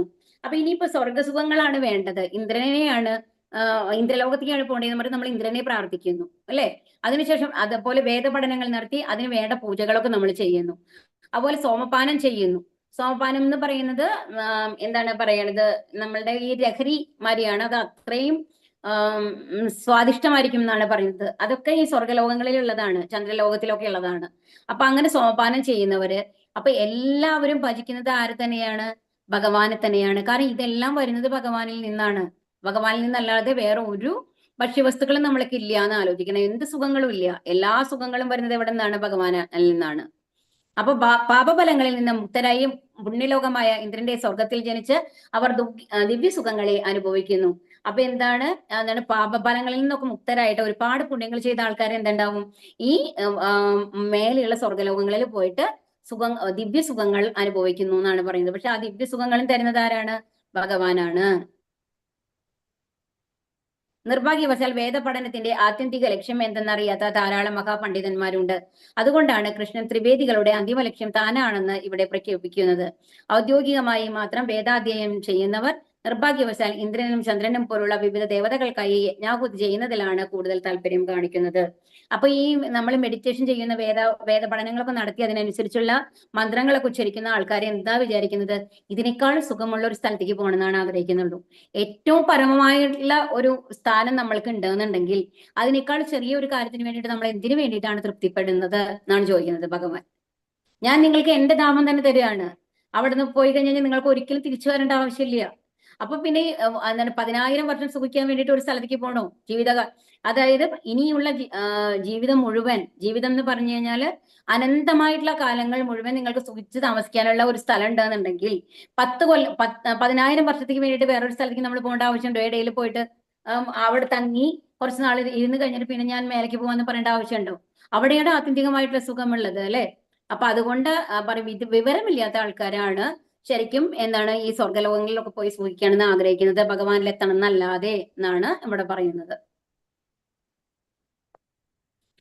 തേദം ഭുക്വാ സ്വർഗലോകം വിശാലം ക്ഷീണേ പുണ്യേ മർത്യലോകം വിശന്തി ഏവം ത്രയീ ധർമ്മമനു പ്രപന്ന കഥാഗതം കാമകാമാലബന്ധേ. ഇങ്ങനെ സ്വർഗീയങ്ങളായ ഇന്ദ്രിയ സുഖങ്ങൾ ഒട്ടേറെ അനുഭവിച്ച് തങ്ങൾ ചെയ്ത പുണ്യകർമ്മങ്ങളുടെ ഫലമെല്ലാം നഷ്ടപ്പെടുമ്പോൾ അവർ ഈ നശ്വരമായ ഭൂമിയിലേക്ക് തിരിച്ചു വരുന്നു. വേദത്രയ പ്രമാണങ്ങളിൽ ഉറച്ചു നിൽക്കുന്ന ഭോഗാന്വേഷികൾക്ക് ജന്മമൃത്യു പരമ്പരയല്ലാതെ മറ്റൊന്നും കിട്ടാനില്ല. അപ്പൊ ഇവിടെ എന്താ പറയുന്നത്? തേത്തം ഭുക്വാ സ്വർഗലോകം വിശാലം. അപ്പൊ ഇങ്ങനെ സ്വർഗീയമായിട്ടുള്ള ഈ അത്രയും സുഖങ്ങൾ ലഭിക്കും അവിടെ, ഇല്ല എന്ന് പറയാൻ പറ്റില്ല. ഒരു 10,000 കൊല്ലോ ചിലപ്പോ 1,00,000 കൊല്ലോ തന്നെ എന്ന് വിചാരിച്ചോളൂ. അപ്പൊ പക്ഷേ എന്താണ്ടെന്ന് ഉണ്ടാവുകയെന്നുണ്ടെങ്കിൽ ആ പുണ്യങ്ങളുടെ കാലം കഴിയുമ്പോ എന്തുണ്ടാവും? വീണ്ടും എവിടേക്ക് തിരിച്ചു വരണം? ഈ ഭൂമിയിലേക്ക് തിരിച്ചു വരണം. തിരിച്ചു വരണത് എങ്ങനെയാ? നമ്മൾ പറഞ്ഞില്ലേ, മഴയിൽ കൂടി തിരിച്ചു വരണം, അല്ലെ? നശ്വരമായ ഭൂമിയിലേക്ക് തിരിച്ചു വരണം. എന്നിട്ടോ വീണ്ടും ഒരു അമ്മയുടെ ഗർഭപാത്രത്തിൽ നമ്മൾ ജനിക്കണം. വീണ്ടും നമ്മളുടെ കർമ്മങ്ങൾ ചെയ്തുകൊണ്ടിരിക്കണം. വീണ്ടും നമ്മൾക്ക് എന്തുണ്ടാവുന്നു? ജനനം ഉണ്ടാകുന്നു. അതിനുശേഷം നമ്മൾ വളരുന്നു. അതിനുശേഷം എന്താണ്? ഒരു സ്ഥിരമായ അവസ്ഥയിൽ നിൽക്കുന്നു. അതിനുശേഷം പ്രത്യുൽപാദനം നടത്തുന്നു. അതിനുശേഷം ദേഹം ക്ഷയിക്കുന്നു. അതിനുശേഷം നശിക്കുന്നു. ഇതെല്ലാം വീണ്ടും അനുഭവിക്കണം. അപ്പൊ വേദത്രയ പ്രമാണങ്ങളിൽ ഉറച്ചു നിൽക്കുന്ന സുഖാനുഭോഗ അന്വേഷികൾക്ക് ജന്മമൃത്യു പരമ്പരയല്ലാതെ മറ്റൊന്നും കിട്ടാനില്ല.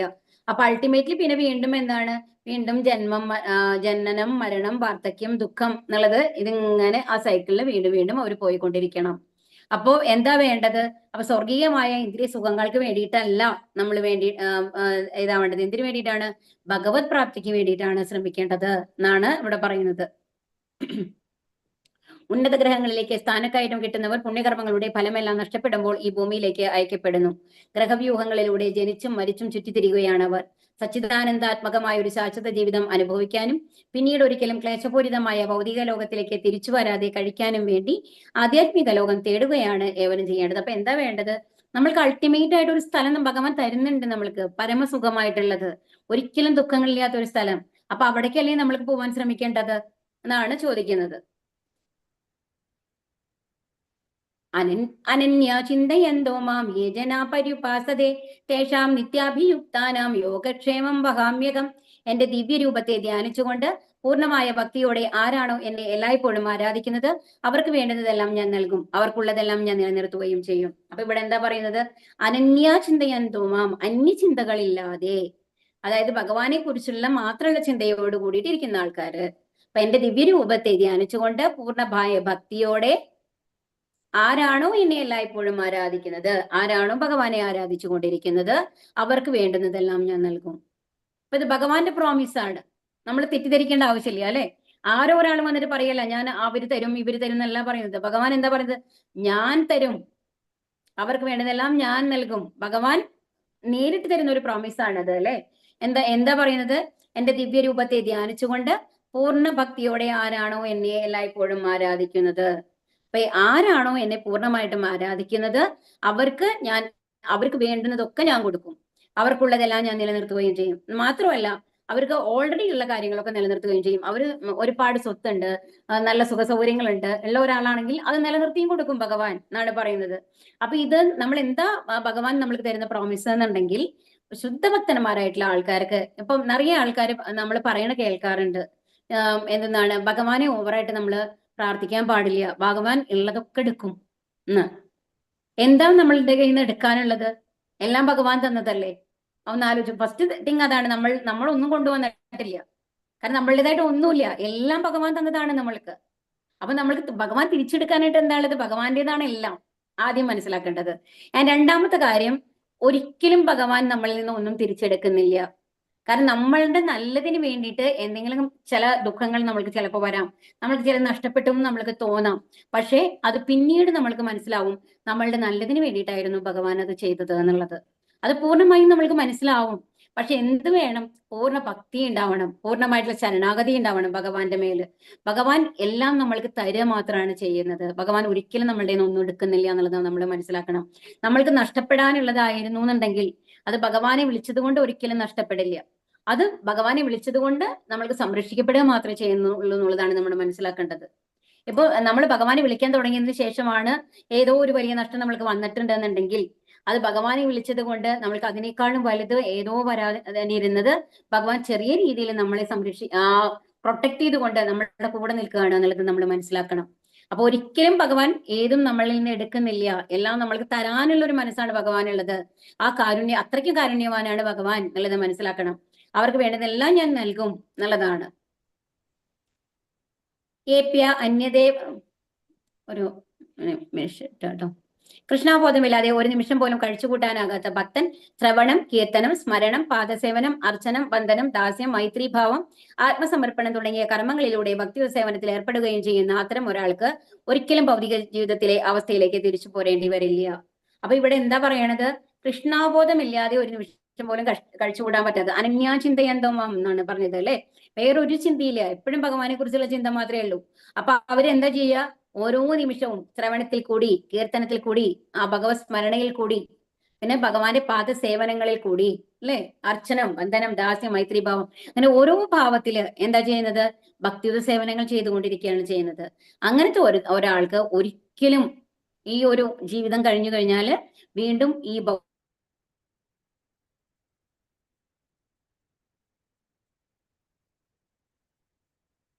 നവവിധ ഭക്തി ചെയ്താലുള്ള ഇത് പറയുന്നത് കേട്ടോ.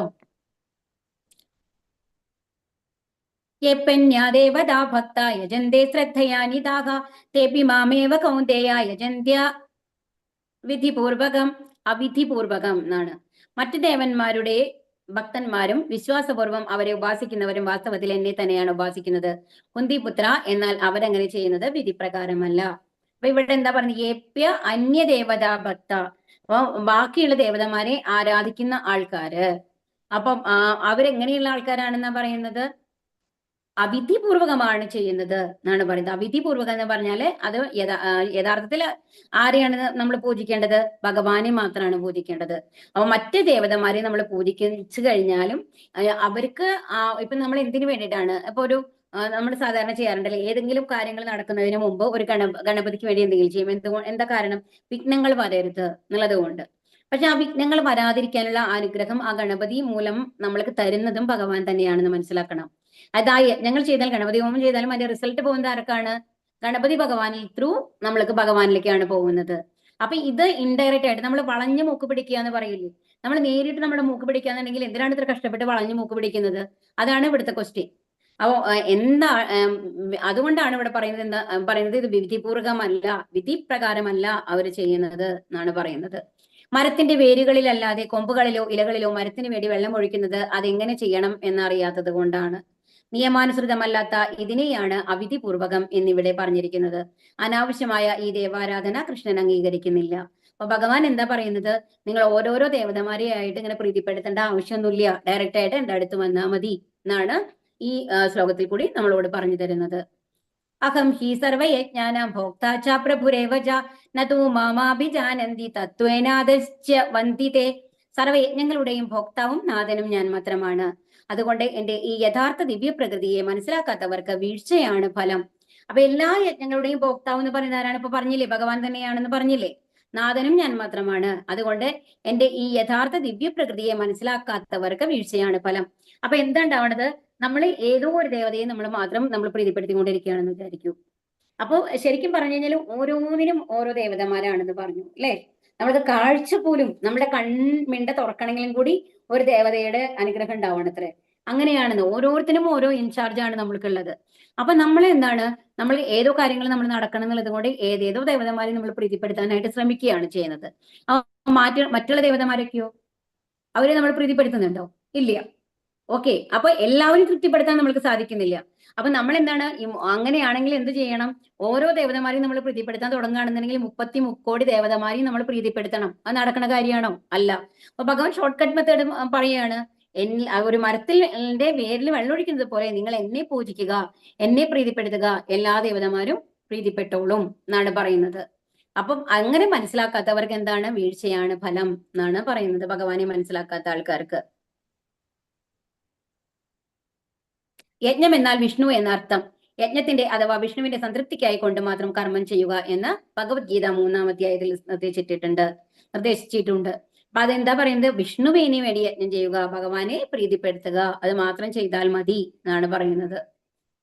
യാതി ദേവവ്രതാ ദേവാൻ പിതൃയാന്തി പിതൃവ്രതാഹ ഭൂതാനി യാന്തി ഭൂതേജ യാന്തി മധ്യാജിനോപിമാം. ദേവന്മാരെ ആരാധിക്കുന്നവർ ദേവന്മാരോടൊപ്പം ജനിക്കും, പിതൃപൂജകർ പിതൃക്കളോടൊപ്പം ജനിക്കും, ഭൂതപ്രേതാദികളെ ഉപാസിക്കുന്നവരാകട്ടെ അവരോടൊപ്പം ആവും ജനിക്കുക. എന്നെ ആരാധിക്കുന്ന ഭക്തന്മാർ എന്നോടൊപ്പം ജീവിക്കും. അപ്പൊ എന്താ പറയുന്നത്?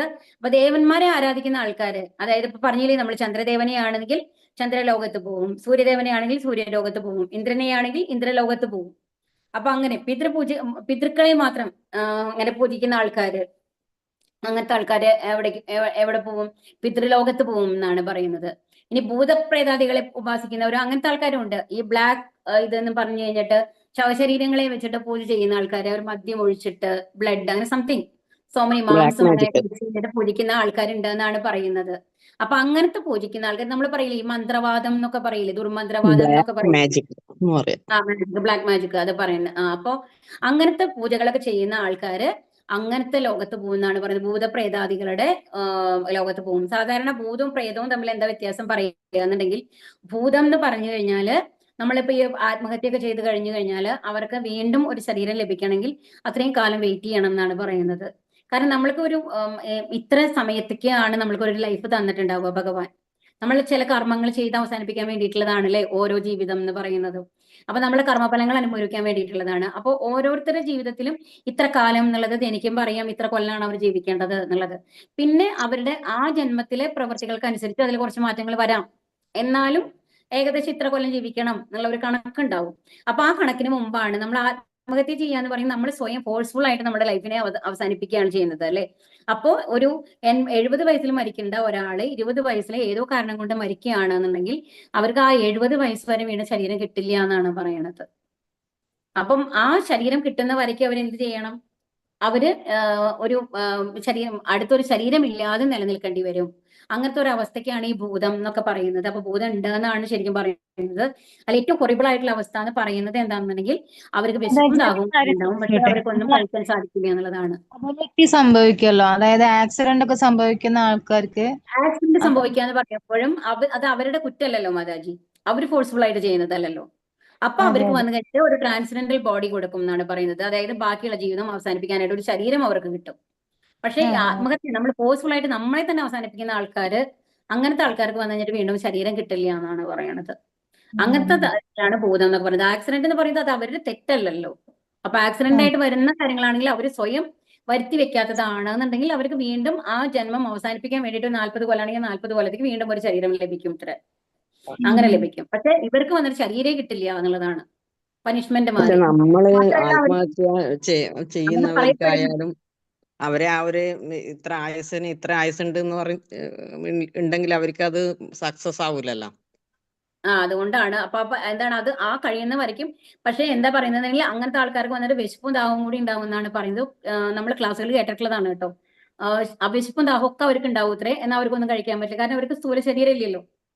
അപ്പം അത്രയും ഹൊറിബിൾ ആയിട്ടുള്ള ഒരു അവസ്ഥയാണ് ഒരു ആത്മഹത്യ ചെയ്ത് കഴിഞ്ഞാല് അങ്ങനെ ആ ഒരവസ്ഥ എന്ന് പറയുന്നതാണ് ഏറ്റവും ഹൊറിബിൾ ആയിട്ടുള്ള അവസ്ഥ എന്നാണ് പറയുന്നത്. അപ്പൊ ഒരിക്കലും നമ്മൾ എത്ര കഷ്ടപ്പാടുണ്ടെങ്കിലും ഒരിക്കലും നമ്മൾ ഫോഴ്സ്ഫുൾ ആയിട്ട് നമ്മുടെ ശരീരം അവസാനിപ്പിക്കരുത് എന്നുള്ളതാണ് പറയുന്നത്. അതല്ല മാതാജി, ഇപ്പം നമ്മൾ ഒരാൾ ആത്മഹത്യ ചെയ്യാൻ ഫോഴ്സ്ഫുൾ ആയിട്ട് അവസാനിപ്പിക്കാൻ ആഗ്രഹിക്കുന്നെങ്കിലും അവർക്ക് എത്രയെങ്കിലും വയസ്സ് വരെ ആയുസുണ്ടെങ്കിൽ അത് സക്സസ് ആവൂലല്ലോ.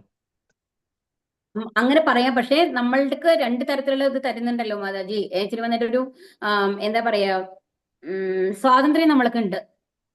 ഇപ്പൊ നമ്മളൊരു കോഴിയൊക്കെ നമ്മൾ കൊല്ലുന്നില്ലേ, നമ്മൾ കൊല്ലുന്നുള്ളത് അത് അവരുടെ ആയുസ് അവസാനിച്ചത് കൊണ്ട് മാത്രമാണ് നമുക്ക് പറയാൻ പറ്റില്ല.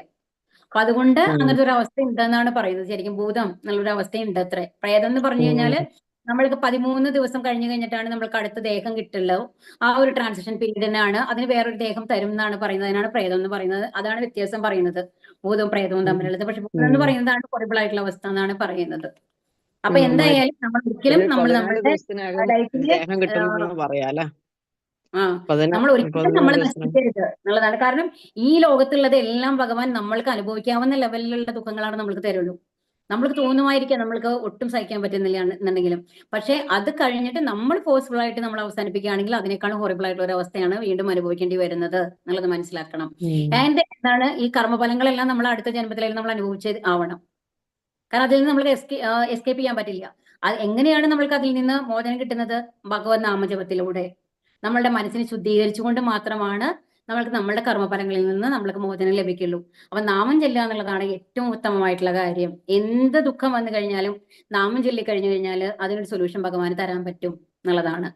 അപ്പൊ എന്നെ ആരാധിക്കുന്ന ഭക്തന്മാർ എന്നോടൊപ്പം ജീവിക്കും. അപ്പൊ ഭഗവാനെ ആരാധിക്കുന്ന ആൾക്കാര് ഭഗവാന്റെ ലോകത്തെത്തും എന്നാണ് പറയുന്നത്. ഒരു ശുദ്ധ കൃഷ്ണ ഭക്തനെ എന്തുകൊണ്ട് വൈകുണ്ഠം പോകാൻ കഴിയില്ല? ഈ പ്രധാനപ്പെട്ട ശ്ലോകത്തിലൂടെ ഇത് മനസ്സിലാക്കാൻ എളുപ്പമാണ്.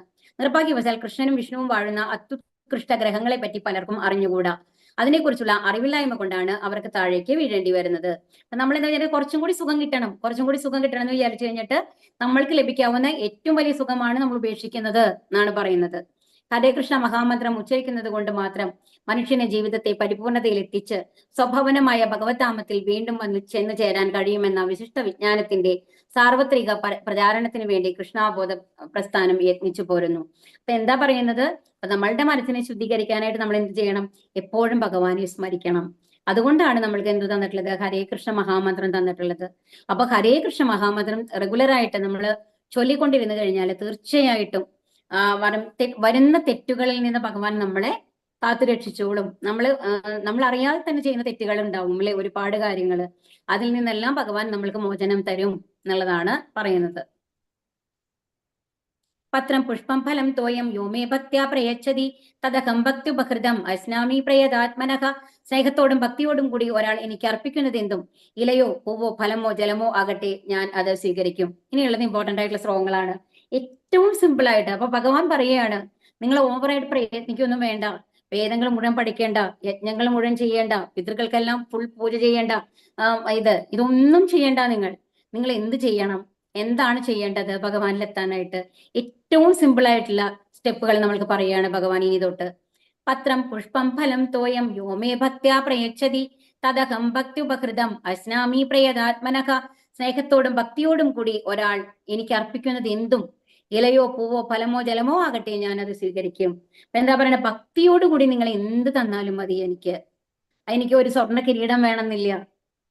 ഒരുപാട് വലിയ വലിയ കാര്യങ്ങൾ എനിക്ക് വേണ്ടി ചെയ്യേണ്ട, ഒരു വലിയ അമ്പലം കെട്ടിത്തരണ്ട. എന്താ ചെയ്യാൻ പറയുന്നത്? സ്നേഹത്തോടും ഭക്തിയോടും കൂടി എന്ത് സമർപ്പിച്ചാലും ഞാനത് സ്വീകരിക്കും. അതൊരു തുളസിയുടെ ഇലയാവട്ടെ, ഒരു പൂവാവട്ടെ, ഒരു ഫലമാവട്ടെ, അല്ലെങ്കിൽ ജലം മാത്രമാവട്ടെ. ഒരു തുളസിക്കതിരിട്ട് കഴിഞ്ഞിട്ട് ജലം വെച്ചാലും കൂടി എനിക്ക് ഒരുപാട് സന്തോഷമാണ്. പക്ഷെ അത് എങ്ങനെ തരണം? സ്നേഹത്തോടു കൂടിയിട്ട് തരണം, ആ ഭാവത്തോടു കൂടിയിട്ട് തരണം. അങ്ങനെ തന്നു കഴിഞ്ഞാൽ ഞാൻ സ്വീകരിക്കും എന്നാണ് പറയുന്നത്. അപ്പൊ ആ കഥ നമ്മൾ പറയാറുണ്ട് അല്ലെ. ഒരു ബ്രാഹ്മണൻ, അതീവ ദരിദ്രനായിട്ടുള്ള ബ്രാഹ്മണനായിരുന്നു. അപ്പൊ അദ്ദേഹത്തിന് ഒരിക്കലും എല്ലാവരും ഓരോ പ്രസാദമൊക്കെ വെച്ചിട്ട് ഭഗവാന് കൊടുക്കുന്നു, വിധമായിട്ട് സാധനങ്ങൾ വാങ്ങി പായസം ഉണ്ടാക്കുന്നു. പക്ഷെ അതിനൊന്നും കഴിവില്ല. അപ്പൊ എന്ത് ചെയ്യുന്നുണ്ടെങ്കിൽ എല്ലാ ദിവസവും ഭക്തിയോട് കൂടിയിട്ട് തുളസിയുടെ വെള്ളം വെക്കും അവിടെ പൂജാറൂമില് വെച്ച് കഴിഞ്ഞിട്ട് ഭഗവാന് മുമ്പിൽ ഇരുന്നിട്ട് പ്രാർത്ഥിക്കും. ധ്യാനിക്കുമ്പോ എങ്ങനെയാണെന്നുണ്ടെങ്കിൽ പ്രസാദം സമർപ്പിക്കുക എന്നുള്ളത്, പ്രസാദം അവിടെ മനസ്സുകൊണ്ട് അങ്ങനെ ഉണ്ടാക്കും. ബ്രാഹ്മണൻ എല്ലാ ദിവസവും ഓരോന്നുണ്ടാക്കും. അപ്പൊ ഒരു ദിവസം ഉണ്ടാക്കിയത് സ്വീറ്റ് റൈസ് ആയിരുന്നു. അപ്പൊ സ്വീറ്റ് റൈസ് ഉണ്ടാക്കാനായിട്ട് എന്താണ്, അതിൽ റൈസ് വേവിക്കുന്നത്, അതിൽ പാകത്തിന് മധുരം ഇടുന്നത്, പാലൊഴിക്കുന്നത്, അതെല്ലാം ഓരോ സ്റ്റെപ്പായിട്ട് ചെയ്ത് കഴിഞ്ഞിട്ട് അവസാനം സ്വീറ്റ് റൈസ് റെഡിയായി. ഫുൾ ഇതിലാണ് മുഴുകിയിട്ടാണ് ആ ബ്രാഹ്മണൻ എല്ലാ ദിവസവും ചെയ്യുന്നത്. അപ്പൊ അങ്ങനെ ചെയ്തു കഴിഞ്ഞപ്പോൾ ഇനി ഭഗവാന് വെക്കണം, അത്രേ വേണ്ടൂ. ഒരു തുളസിയുടെ ഇല ഇടണം, എന്നിട്ട് ഭഗവാന് നീതിക്കേ വേണ്ടു. അപ്പൊ എന്നിട്ട് എന്ത് ചെയ്യുന്നിട്ട് മനസ്സുകൊണ്ട് തുളസിയുടെ ഇല ഇട്ടു. അത് കഴിഞ്ഞിട്ട് പറഞ്ഞു എന്നിട്ട് വെക്കുക. അപ്പൊ ഇത് പക്ഷെ എന്താണ്, നല്ല ചൂടാണ്, ഇപ്പോഴാണ് ഉണ്ടാക്കിയിട്ടുള്ളൂ. അപ്പൊ ചൂട് വല്ലാണ്ട് ചൂടായി കഴിഞ്ഞാൽ ഭഗവാന് പൊള്ളില്ലേ. അപ്പൊ അതുകൊണ്ട് എന്താണ്, ഒന്ന് ചൂട് നോക്കിയിട്ട് വേണം ഭഗവാന് കൊടുക്കാനെന്ന് പറഞ്ഞിട്ട് പതുക്കെ ചെറുവിരൽ കൊണ്ട് ആ സീഡ് റൈസിൽ ഒന്ന് കൈ വെച്ച് നോക്കുകയാണ്. ഉടനെ ആ കൈ പൊള്ളി എന്നാണ് പറയുന്നത്. അങ്ങനെ പൊള്ളി കഴിഞ്ഞിട്ട് അങ്ങനെ കൈ എടുക്കുകയാണ്. എന്നിട്ട് കണ്ണ് തുറക്കും. കണ്ണ് തുറക്കുമ്പോഴാണ് ഇതെല്ലാം ഇമാജിനേഷൻ ആയിരുന്നു, മുമ്പിൽ സീഡ് റൈസും ഒന്നുമില്ല, പക്ഷെ കൈ പൊള്ളിയിട്ടുണ്ട്. അപ്പോഴാണ് മനസ്സിലായത് ഭഗവാൻ എത്രത്തോളം ആ ഒരു ഇതിലാണ് അത് സ്വീകരിക്കുന്നത് എന്ന് ആലോചിച്ച് നോക്കൂ. ആ ചൂട് പോലും അയാൾക്ക് അനുഭവിക്കാൻ സാധിച്ചു എന്നുള്ളതാണ്. അപ്പൊ ഇത് കണ്ടു കഴിഞ്ഞിട്ട് എന്നിട്ട് വൈകുണ്ഠത്തിൽ ഇരുന്നിട്ട് വിഷ്ണു ചിരിക്കുകയാണ്. അപ്പൊ എന്നിട്ട് ചിരിക്കുമ്പോ ലക്ഷ്മി ദേവി ചോദിക്കുമ്പോ എന്താണ് ചിരിച്ചുകൊണ്ടിരിക്കുന്നത് എന്ന് പറയുമ്പോ പറയും അതീവ മനോഹരമായിട്ടുള്ള ഒരു കാര്യമാണ് ഞാൻ നിനക്ക് കാണിച്ചു തരാൻ പോണത്. അവരെ ആദ്യം നേരിട്ട് കാണൂ, എന്നിട്ട് വിവരം പറയാമെന്ന് പറയാണ്. എന്നിട്ട് ഭഗവാൻ പുഷ്പക വിമാനം അയച്ചുകൊണ്ട് വൈകുണ്ഠത്തിലേക്ക് ആ ഭക്തനെ അങ്ങനെ തന്നെ കൂട്ടിയിട്ട് വന്നു എന്നാണ് പറയുന്നത്. അയാളുടെ ആ ഭക്തിയിൽ അത്രയും പ്രസന്നനായിട്ട്. അപ്പൊ ആലോചിച്ച് നോക്കൂ, ആ മനസ്സുകൊണ്ട് ആ ഭാവത്തോടു കൂടി സമർപ്പിച്ചാലും കൂടി ഭഗവാൻ അതേ ഭാവത്തോടു കൂടിയിട്ട് അത് സ്വീകരിക്കുന്നു എന്നാണ് പറയുന്നത്. അപ്പൊ ഭഗവാൻ ഒന്നും വേണ്ട, എല്ലാം സൃഷ്ടിച്ചുള്ളത് ഭഗവാനാണ്. ഇപ്പൊ നമ്മൾ പറഞ്ഞു, ഹോമത്തിൽ അഗ്നിയാവട്ടെ, നമ്മൾ കഴിക്കുന്ന ഭക്ഷണമാവട്ടെ, എല്ലാം ഭഗവാൻ തന്നെയാണെന്ന് പറഞ്ഞു അല്ലെ. അപ്പൊ പിന്നെ ഭഗവാന് നമ്മൾ വേറെ എന്തെങ്കിലും കൊടുക്കേണ്ടതായിട്ടുള്ള ആവശ്യമുണ്ടോ? ഇല്ല. ഇത് ഒരു ചെറിയ കുട്ടി ഇപ്പോ നമ്മൾ കളിച്ചുകൊണ്ടിരിക്കുമ്പോ ആ അമ്മമാരാണ്, നമ്മളാണല്ലേ കൊച്ചുകുട്ടികൾക്ക് എല്ലാം വായയിൽ കൊടുത്ത് അവർക്ക് ഇഷ്ടപ്പെട്ട സാധനങ്ങൾ ഓരോന്നും അമ്മമാരുണ്ടാക്കി കൊടുക്കും. അവിടെ ഒരു സെൽഫിഷ്നെസ് ഇല്ല, കുട്ടിക്ക് സന്തോഷമാവണമെന്ന് മാത്രമേ ഉള്ളൂ. അപ്പൊ കുട്ടി വന്നു കഴിഞ്ഞിട്ട് കളിക്കുമ്പോൾ മണ്ണ് വെച്ച് കുറച്ച് ഇലകളൊക്കെ മുറിച്ചിട്ട് ഒരു ചോറും കൂട്ടാനൊക്കെ കൊണ്ടുവന്നു കഴിഞ്ഞിട്ട് ഒരമ്മയുടെ അടുത്ത് കൊണ്ടിട്ട് അമ്മ കഴിക്കൂ, ഞാൻ ഉണ്ടാക്കിയതാണ്, ഇത് സാമ്പാറാണ്, ഇത് അവിയലാണ് എന്നൊക്കെ പറഞ്ഞു കഴിഞ്ഞ് കൊണ്ടുവന്ന് തരുമ്പോൾ നമ്മൾ അത്രയും സന്തോഷത്തോട് കൂടിയിട്ട് അത് സ്വീകരിക്കും അല്ലെ. അത് രുചിക്കും നമ്മൾക്ക്. കാരണം അത് മണ്ണാണോ ഇലയാണോ എന്ന് നോക്കിയിട്ടല്ല, ആ കുട്ടിയുടെ ഭാവമാണ്. അതാണ് ഭഗവാൻ നമ്മളോട് ആവശ്യപ്പെടുന്നത്. ആ ഭാവത്തോട്, നമ്മുടെ ഒന്നും ഭഗവാൻ ആവശ്യമില്ല, എല്ലാം ഭഗവാൻ നമ്മൾക്ക് തരുന്നതാണ് അല്ലെ. അപ്പൊ അതുകൊണ്ട് എന്ത് ചെയ്യുക, ഭാവത്തോട് കൂടിയിട്ട് ഭഗവാൻ കൊണ്ടുകൊടുക്കുമ്പോൾ ആ ഒരു അമ്മയുടെ മനസ്സോട് കൂടിയിട്ട് ഭഗവാൻ അത്രയും സന്തോഷത്തോട് കൂടിയിട്ട് ആരെന്ത് കൊടുത്തു കഴിഞ്ഞാലും സ്വീകരിക്കും എന്നാണ് പറയുന്നത്. കൃഷ്ണാബോധത്തിൽ ഉറച്ചു നിൽക്കുകയും അതീന്ദ്രിയ പ്രേമ ഭക്തിപൂർവ്വം ഭഗവത് സേവനത്തിൽ ഏർപ്പെടുകയുമാണ് വേണ്ടത്. ഈ പ്രക്രിയ അനായാസവും ദരിദ്രർക്കും യാതൊരു യോഗ്യതകൾ ഇല്ലാത്തവർക്ക് പോലും വിശ്വാസത്തോടെ അനുഷ്ഠിക്കാവുന്നതുമാണ്. അപ്പൊ ഇതിന് ഒരു യോഗ്യത ആവശ്യമില്ല അല്ലെ. കുക്കിംഗ് അറിയണമെന്ന് പോലുമില്ല. ആ ഭാവമാണ് ഭഗവാൻ നോക്കുന്നത്. അറിയുന്ന മാതിരി പൂർണ്ണ മനസ്സോട് കൂടിയിട്ട് ഇത് സ്വീകരിക്കണേ ഭഗവാനെ എന്ന് പറഞ്ഞൊരു തുളസിയിലിട്ട് ഭഗവാൻ സമർപ്പിച്ചു കഴിഞ്ഞാൽ ഭഗവാൻ സന്തോഷത്തോട് കൂടിയിട്ട് അത് സ്വീകരിക്കും എന്നാണ് പറയുന്നത്. ഒരു ഇലയോ പഴമോ അല്പം ജലമോ നിഷ്കപടമായ സ്നേഹത്തോടെ ഭഗവാൻ സമർപ്പിക്കുക, അവിടുന്ന് അത് സന്തോഷത്തോടെ കൈക്കൊള്ളും. ഇത് നിഷ്പ്രയാസം ചെയ്യാവുന്നതാണ്. പ്രേമപൂർവമായ സേവനം മാത്രമേ കൃഷ്ണൻ ആവശ്യപ്പെടുന്നുള്ളൂ. തന്റെ ഭക്തൻ തരുന്ന കൊച്ചുപൂവ് കൂടി അദ്ദേഹം സ്വീകരിക്കും. ഭക്തിയില്ലാത്തവന്റെ ഒരു ഉപകാരവും അദ്ദേഹം കൈക്കൊള്ളുകയില്ല. അക്രൂരന്റെ അടുത്ത് അത്രയും എന്താണ് ഇതുള്ള ഹസ്തിനപുരത്തില് വന്നു കഴിഞ്ഞിട്ട് അക്രൂരന്റെ വീട്ടിൽ പോയി കഴിഞ്ഞിട്ട് അദ്ദേഹത്തിന്റെ ഭാര്യ ആ ഭക്തി മൂലം എന്താണ് ചെയ്തത്, പഴം മുറിച്ചു കഴിഞ്ഞിട്ട് അതിന്റെ എന്താണ് പഴത്തിന്റെ തൊലിയാണ് കൊടുത്തുകൊണ്ടിരുന്നത്, പഴം മാറ്റിയിട്ടിട്ട്. അതുപോലും ഭഗവാൻ അത്രയും ഇതായിട്ടാണ് സ്വീകരിച്ചുകൊണ്ടിരിക്കുന്നത്. കാണുകയാണ്. അപ്പോഴേക്കും എന്താണ് ചെയ്യുന്നത്, ഭഗവാന് കൊടുക്കുന്നത് പഴത്തിന്റെ തൊലിയാണെന്ന് പറയുമ്പോഴാണ് ഭാര്യ ഞെട്ടി ഉണർന്ന് നോക്കുന്നത്. അവർ അത്രയും ഭക്തിയിൽ മുഴുകിയിട്ടുണ്ടായിരുന്നു. അപ്പൊ ഭക്തിപൂർവ്വം എന്ത് കൊടുത്താലും, ഇപ്പൊ നമ്മളെ ശബരി ഒന്ന് ആലോചിച്ച് നോക്കൂ, കടിച്ചു നോക്കിയിട്ടാണ് അല്ലെ മധുരണ്ടോ എന്ന് അറിയാൻ വേണ്ടിയിട്ട് കടിച്ചു നോക്കിയിട്ടാണ് വൃദ്ധയായിട്ടുള്ള ആ സ്ത്രീ ശ്രീരാമദേവന് വേണ്ടി കൊടുത്തത്. അത് അത്രയും സന്തോഷത്തോടു കൂടിയിട്ട് സ്വീകരിച്ചില്ലേ ഭഗവാൻ. അപ്പൊ ഭഗവാൻ എന്താ വേണ്ടത്, ആ ഭാവമാണ് വേണ്ടത്. അവിടെ എന്താണ് എച്ചിലുകളില്ല, അതുപോലെ ഇലകളില്ല, അതുപോലെ തന്നെ പഴത്തിന്റെ തോലാണോ ഉള്ളത്, ഒന്നിനും ഭഗവാന് വ്യത്യാസമില്ല, എല്ലാം ഭഗവാന് തുല്യാണ്. പ്രേമപൂർവമായ സേവനം മാത്രമേ കൃഷ്ണൻ ആവശ്യപ്പെടുന്നുള്ളൂ. തന്റെ ഭക്തൻ തരുന്ന കൊച്ചു പൂ കൂടി അദ്ദേഹം സ്വീകരിക്കും. ഭക്തിയില്ലാത്തവന്റെ ഒരു ഉപകാരവും അദ്ദേഹം കൈക്കൊള്ളുകയില്ല. എന്നാൽ ഭക്തിയില്ലാതെ എന്ത് വില പിടിച്ച വസ്തു കൊടുത്തു കഴിഞ്ഞാലും ഭഗവാൻ അത് സ്വീകരിക്കില്ല എന്നാണ് പറയുന്നത്. കായ്ക്കനികൾ, ധാന്യങ്ങൾ, പഴം, പാൽ, വെള്ളം എന്നിവയാണ് മനുഷ്യർക്ക് ചേർന്ന ആഹാരങ്ങൾ എന്ന് കൃഷ്ണൻ തന്നെ ഇവിടെ വിധിച്ചിരിക്കുന്നു. ആഹാരത്തെ കൃഷ്ണാർപ്പണമാക്കാതെ ഭക്ഷിക്കുന്നവർ പാപബുക്കുകളാണെന്നും നിവേദ്യം ഉണ്ടാക്കുന്നതിലും വിളമ്പുന്നതിലും കൃഷ്ണനെ അർപ്പിക്കുന്നതിലും മുഖ്യമായി ശ്രദ്ധിക്കേണ്ട കാര്യം ഇതാണ്. ഇവയൊക്കെ തന്നെയും അനുഷ്ഠിക്കേണ്ടത് കൃഷ്ണപ്രേമത്തോടെയാവണം. ഭഗവാന്റെ ഓരോ ഇന്ദ്രിയത്തിനും മറ്റുള്ളവയുടെ പ്രവൃത്തി കൂടി ചെയ്യാൻ കഴിവുണ്ട്. അപ്പൊ ഭഗവാൻ എന്താണ്, ഭഗവാൻ കണ്ണുകൊണ്ട് നമ്മളുടെ ആ ഭക്ഷണം സ്വീകരിക്കുകയാണ്. എന്നിട്ട് അതെല്ലാം മുഴുവനായിട്ട് നമ്മൾക്ക് തന്നെ തിരിച്ചു തരികയാണ് ചെയ്യുന്നത്, ഭഗവാന്റെ ആ മാധുര്യത്തോട് കൂടിയിട്ട്. എപ്പോഴും ഭഗവാന് വെച്ച് കഴിഞ്ഞിട്ട് ആ ഭക്ഷണം കഴിച്ചു കഴിഞ്ഞാൽ ഒരു പ്രത്യേക സ്വാദാണ് അല്ലെ. അപ്പൊ തന്നെ പറ്റി കൃഷ്ണൻ സ്വയം വിവരിക്കുന്നതിനെ വ്യാഖ്യാനമൊന്നും കൂടാതെ സ്വീകരിക്കുന്ന ഭക്തന് മാത്രമേ നിരപേക്ഷ സത്യത്തിന് ഭക്ഷിക്കാനും ആസ്വദിക്കാനും സാധിക്കുമെന്ന് മനസ്സിലാവുകയുള്ളൂ. യത്കരോഷി യദശ്നാസി യജ്ജുഘോഷി യത് ദദാസി യത് തപസ്യസ്യ കൗന്ദേയ തത്കുരുഷ്വ മദർപ്പണം. നീ എന്ത് ചെയ്യുന്നുവോ, എന്ത് നിവേദിക്കുന്നുവോ, എന്ത് ഭക്ഷിക്കുന്നുവോ, എന്ത് ദാനം ചെയ്യുന്നുവോ, എന്ത് തപശ്ചര്യകൾ അനുഷ്ഠിക്കുന്നുവോ കുന്തിപുത്ര, അതെല്ലാം എനിക്കായി അർപ്പിച്ചുകൊണ്ട് ചെയ്യുക. അപ്പൊ അടുത്തത് എന്താ പറയുന്നത്? ഈ പത്രം പുഷ്പം ഫലം എന്തായാലും കുഴപ്പമില്ല, അത് സ്നേഹത്തോടു കൂടി എനിക്ക് തരൂ എന്ന് പറഞ്ഞു. ഇനി എന്താ പറയുന്നത്? യത് കരോഷി യദശ്നാസി. ഇതൊക്കെ ഇമ്പോർട്ടന്റ് ശ്ലോകങ്ങളാണ് കേട്ടോ.